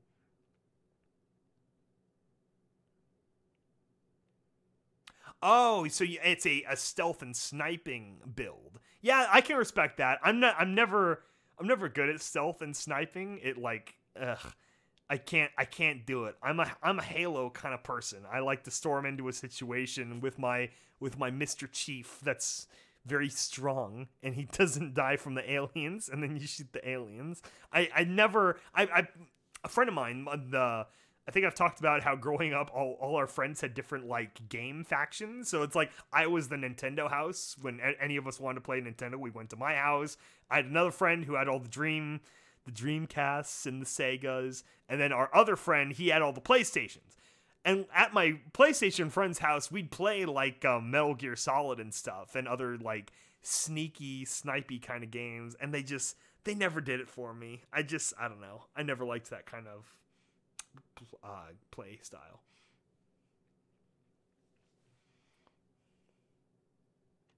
Yeah, the engine is probably going to be garbage. That's what I'm expecting as well. Especially since they're like all in, that they've already said out loud, like in the last couple weeks, that they're like, oh yeah, they're both built on the same engine, you guys. It's like, okay, you better you better know what you're doing, because a lot of people are like, So it's going to be interesting, that's for sure. Speaking of engines, though, out of nowhere, then at E3, Halo had a trailer, and they were talking about what Halo Infinite, whatever that is.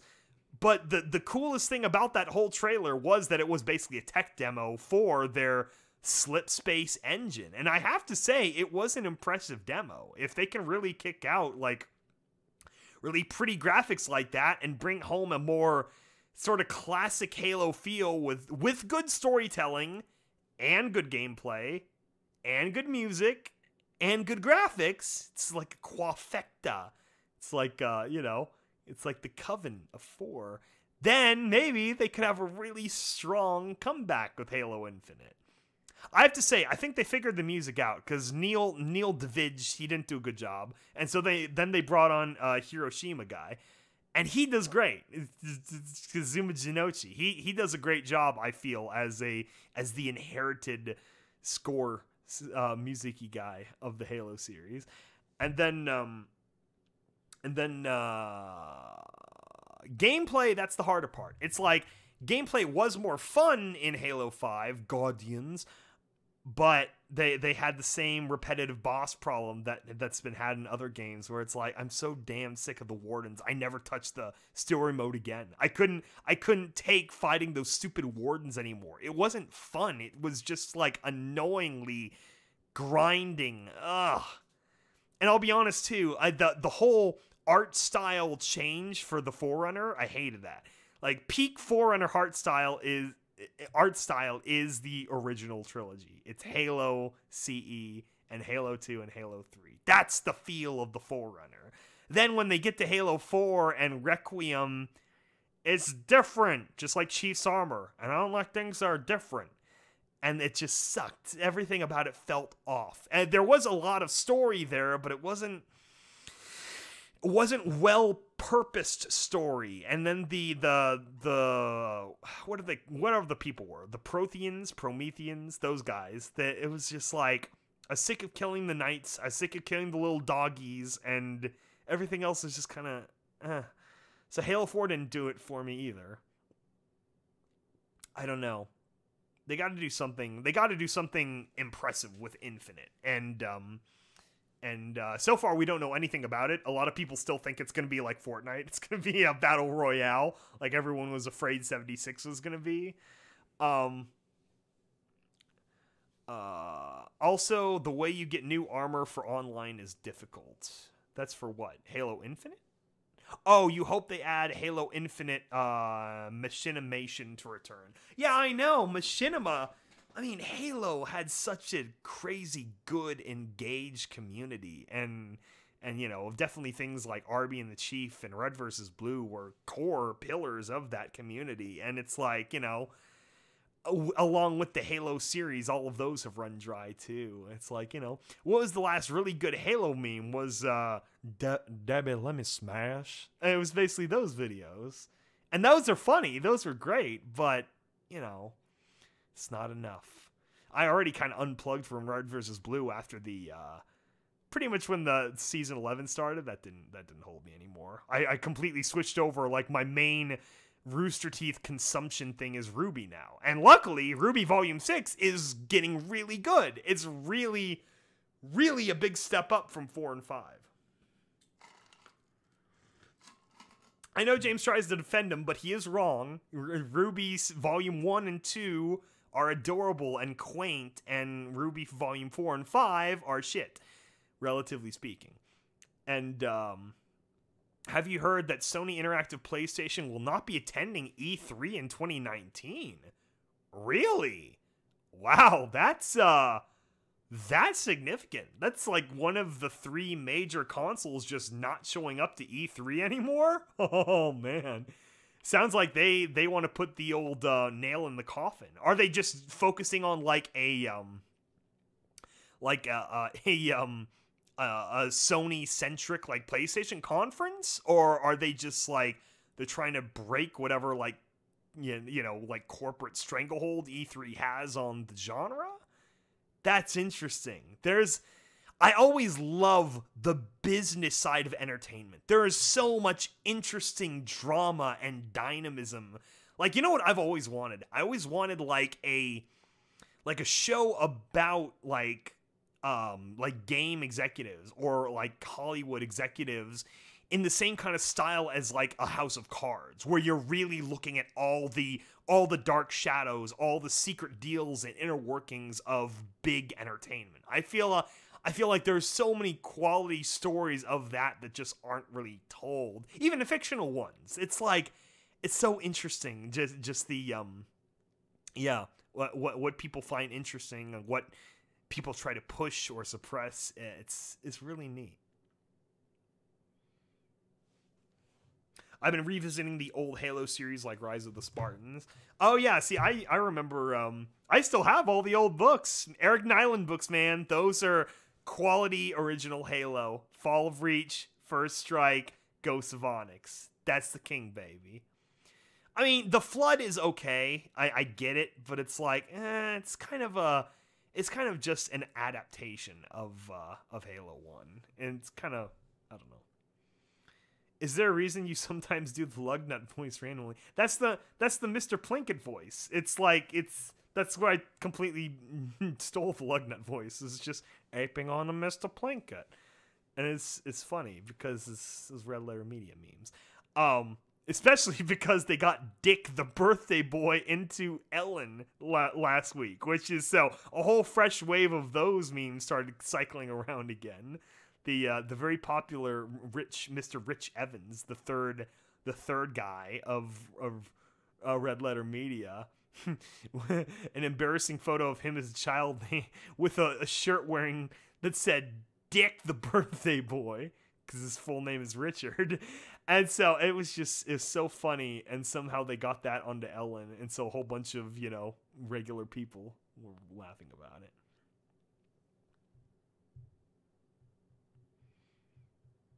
All I know is that they're not attending E3. Well, yeah, that's interesting. I want to know the story behind that. I hope we get some good insider politics behind it, because I always find that really, really neat. Okay, I think my voice is at its end, and I should probably go to bed too. So, we have like 4 minutes until we reach the half-hour mark. So let's go that 4 minutes. Dick the birthday boy. That's right. So if there's any last closing things you guys want to talk about, or you want me to put out there for anyone who listens to this after the fact, you let me know. Otherwise we're going to turn that adorable Laputa photo back on, and also the Curie, because these are adorable. I love both of these. I just love the picture of her and Cosworth, and she's just like in her little lab coat and the dress and the shoes, and he's just there with like the Nuka-Cola Quantum and stuff. It's so adorable. These are the kind of things that keep me going, you guys, especially when writing the next one. Oof. Do I put up a picture about what might be involved in the next one? I don't know. What's a good reference picture that doesn't spoil too much? Doesn't spoil too much. This one might be obscure enough. What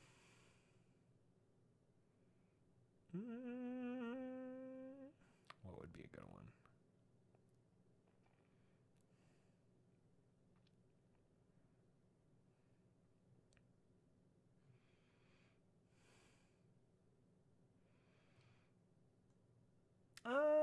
No, I can't use it.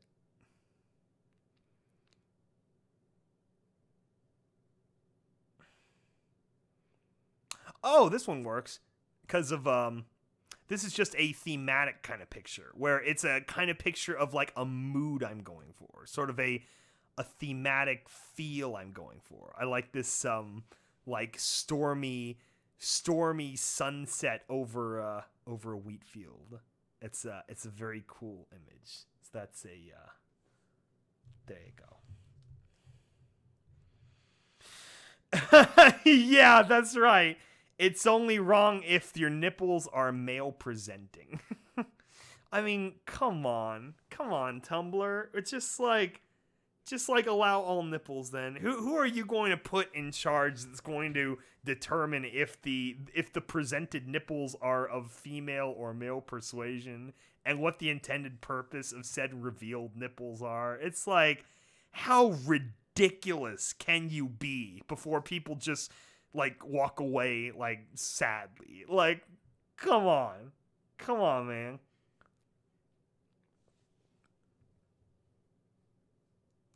Oh my gosh, what is this? Oh, it's a Halo. No way. It's a Halo pony story? Incomplete? Oh my god. That's unacceptable. You cannot go that long and just stop. Come on. See, I can't even start it. Just knowing that it's been incomplete and it'll probably never be finished. It's not worth starting. Last seen 6 months ago, May 27th. My dude, you can't just stop? Come on.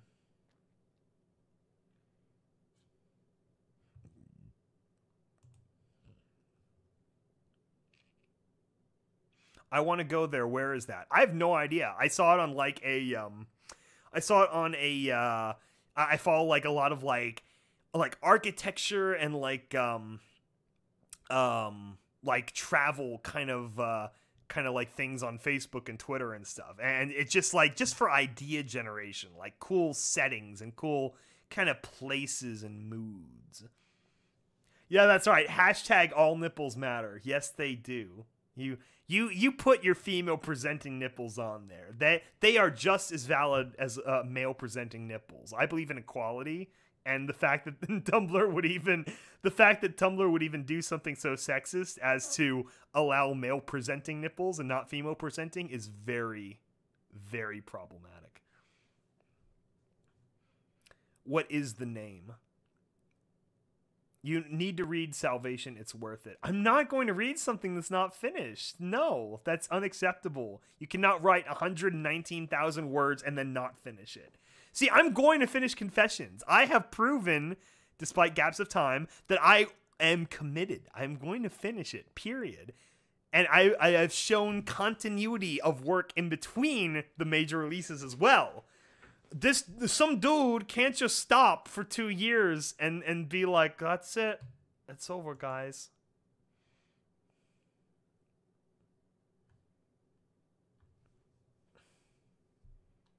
Unacceptable.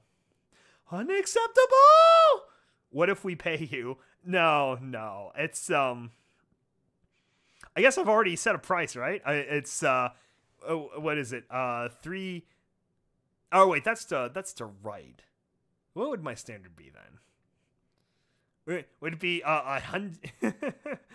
Because what was it? I said I'd write the Stable 69 thing, 10,000 words for $300, and then I'd read it for an extra 100, and that'd be 400. For reading, finish the what? Finish the fight. Oh, finish the fight, Fick for them, Sky. You are the reclaimer. Yeah, that's right. That's right. Maybe it will come back. Have hope. Yeah, I know. It's just I can't stand that. That honestly, that's one reason I delay a lot of things before getting into them. I want to see that they have a conclusion before I invest the time. I don't know. It's something about the way I am, like the way my brain works, where it's like I don't want to put in the time to get into something until I know it has a defined payoff at some point, even if it increases the risk of me being spoiled about it. It's I don't know. I'm trying to remember like the earliest significant version. You know what? Okay, this is armchair psychology now. Where I probably get this from actually is Pokemon. Now that I really think back to my childhood, one thing that always bothered me as I followed the anime, I got into all three simultaneously, but I kind of kept them separate in my head. As I followed the anime in, the English version, we get through the Indigo League, and, Ash loses like a bitch. And then we get through the Orange Islands, and he's with, he's on the Lap-Ass. And then we're going through Johto, and I'm like, is he ever going to be the Pokemon Master? Is he ever going to catch them all? Like my child brain could not understand the marketing, evil. I was waiting for the payoff. I was waiting for him to have that time where he sits down with fucking Bill and is like, I did it, Bill! I caught them all! Even if Bill then said, well, wait, Ash, what about this whole region you've never been to? And he pulls away some chalkboard and there's the rest of the map. That would have been funny, but at least we would have had one payoff of okay, Ash really did catch them all, At least he saw them all, they all registered in his Pokedex, He had his Mewtwo Mew experience, he had his Legendary Bird experience. It bothered me. It really did bother me on some deep level. I'm like, but Ash is never gonna catch them all, is he? And so, for me, the end of my Pokemon journey came to, I'm going to collect, it was the first two series I cared about. I cared about Original and Gen 2. And I was determined, once I had a good, solid version of every Pokemon card, not every card, but every character from Gen 1 and 2, that was enough. That would satisfy me. And finally, in high school, I went to a card shop, and I bought up the remaining couple that had escaped me because they were rares or whatever. Things like Celebi and a Ho-Oh card. And that was it. That was I was complete. I still, goofed around once in a while, bought Diamond just for the hell of it. Or no, not Diamond, Soul Silver. But yeah, in a lot of ways, I think I approach a lot of fiction because of that now differently. Kind of the same thing with Dragon Ball Z, actually. That led me to this whole, all right, they got through Cell, and then now what? A lot of these shows that, didn't have clear... That's why, honestly, one reason I loved Avatar so much as a kid growing up was because it was this perfect show built around a defined 3-act story. A very grand, very sweeping story with a lot of great subplots in between, but it was a story. There was an ending, whether or not you like Korra, that's irrelevant to the point of the original show. And it's such a golden show because of that. And yeah, I don't know, that really shaped a lot of my young child mind in terms of approach to storytelling and fiction.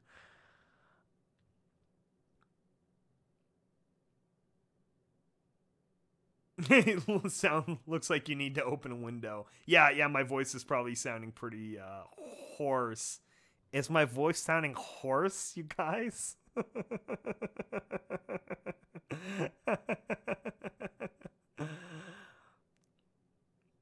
I love Team Rocket. I joined them to hang out with Jesse James and Meowth. Jesse James and Meowth were the best parts of the show. Oh, especially the characterization. All three of them had such solid VAs. I mean, James and Jesse and Meowth, they were all so good. All the characterization crammed into them. And oh man, those are so great. I love them. No, just a little hoarse. Ha ha ha. I love the Team Rocket parts the best. Yeah, I really did too. Those were good parts. Okay, we're over the 30-minute mark, and I think this is the second video, so I think the overall night has been more like 4-something hours. So anyway, thank you everyone for joining us for our Tumblr is Over party. where we celebrated Tumblr shutting down with Project Horizons, and it wasn't even, all of Project Horizons is NSFW, but it was actually a pretty non-sexual chapter of the book, luckily, so that was good. I mean, the courses part of the story was Blackjack checking out some dude's junk.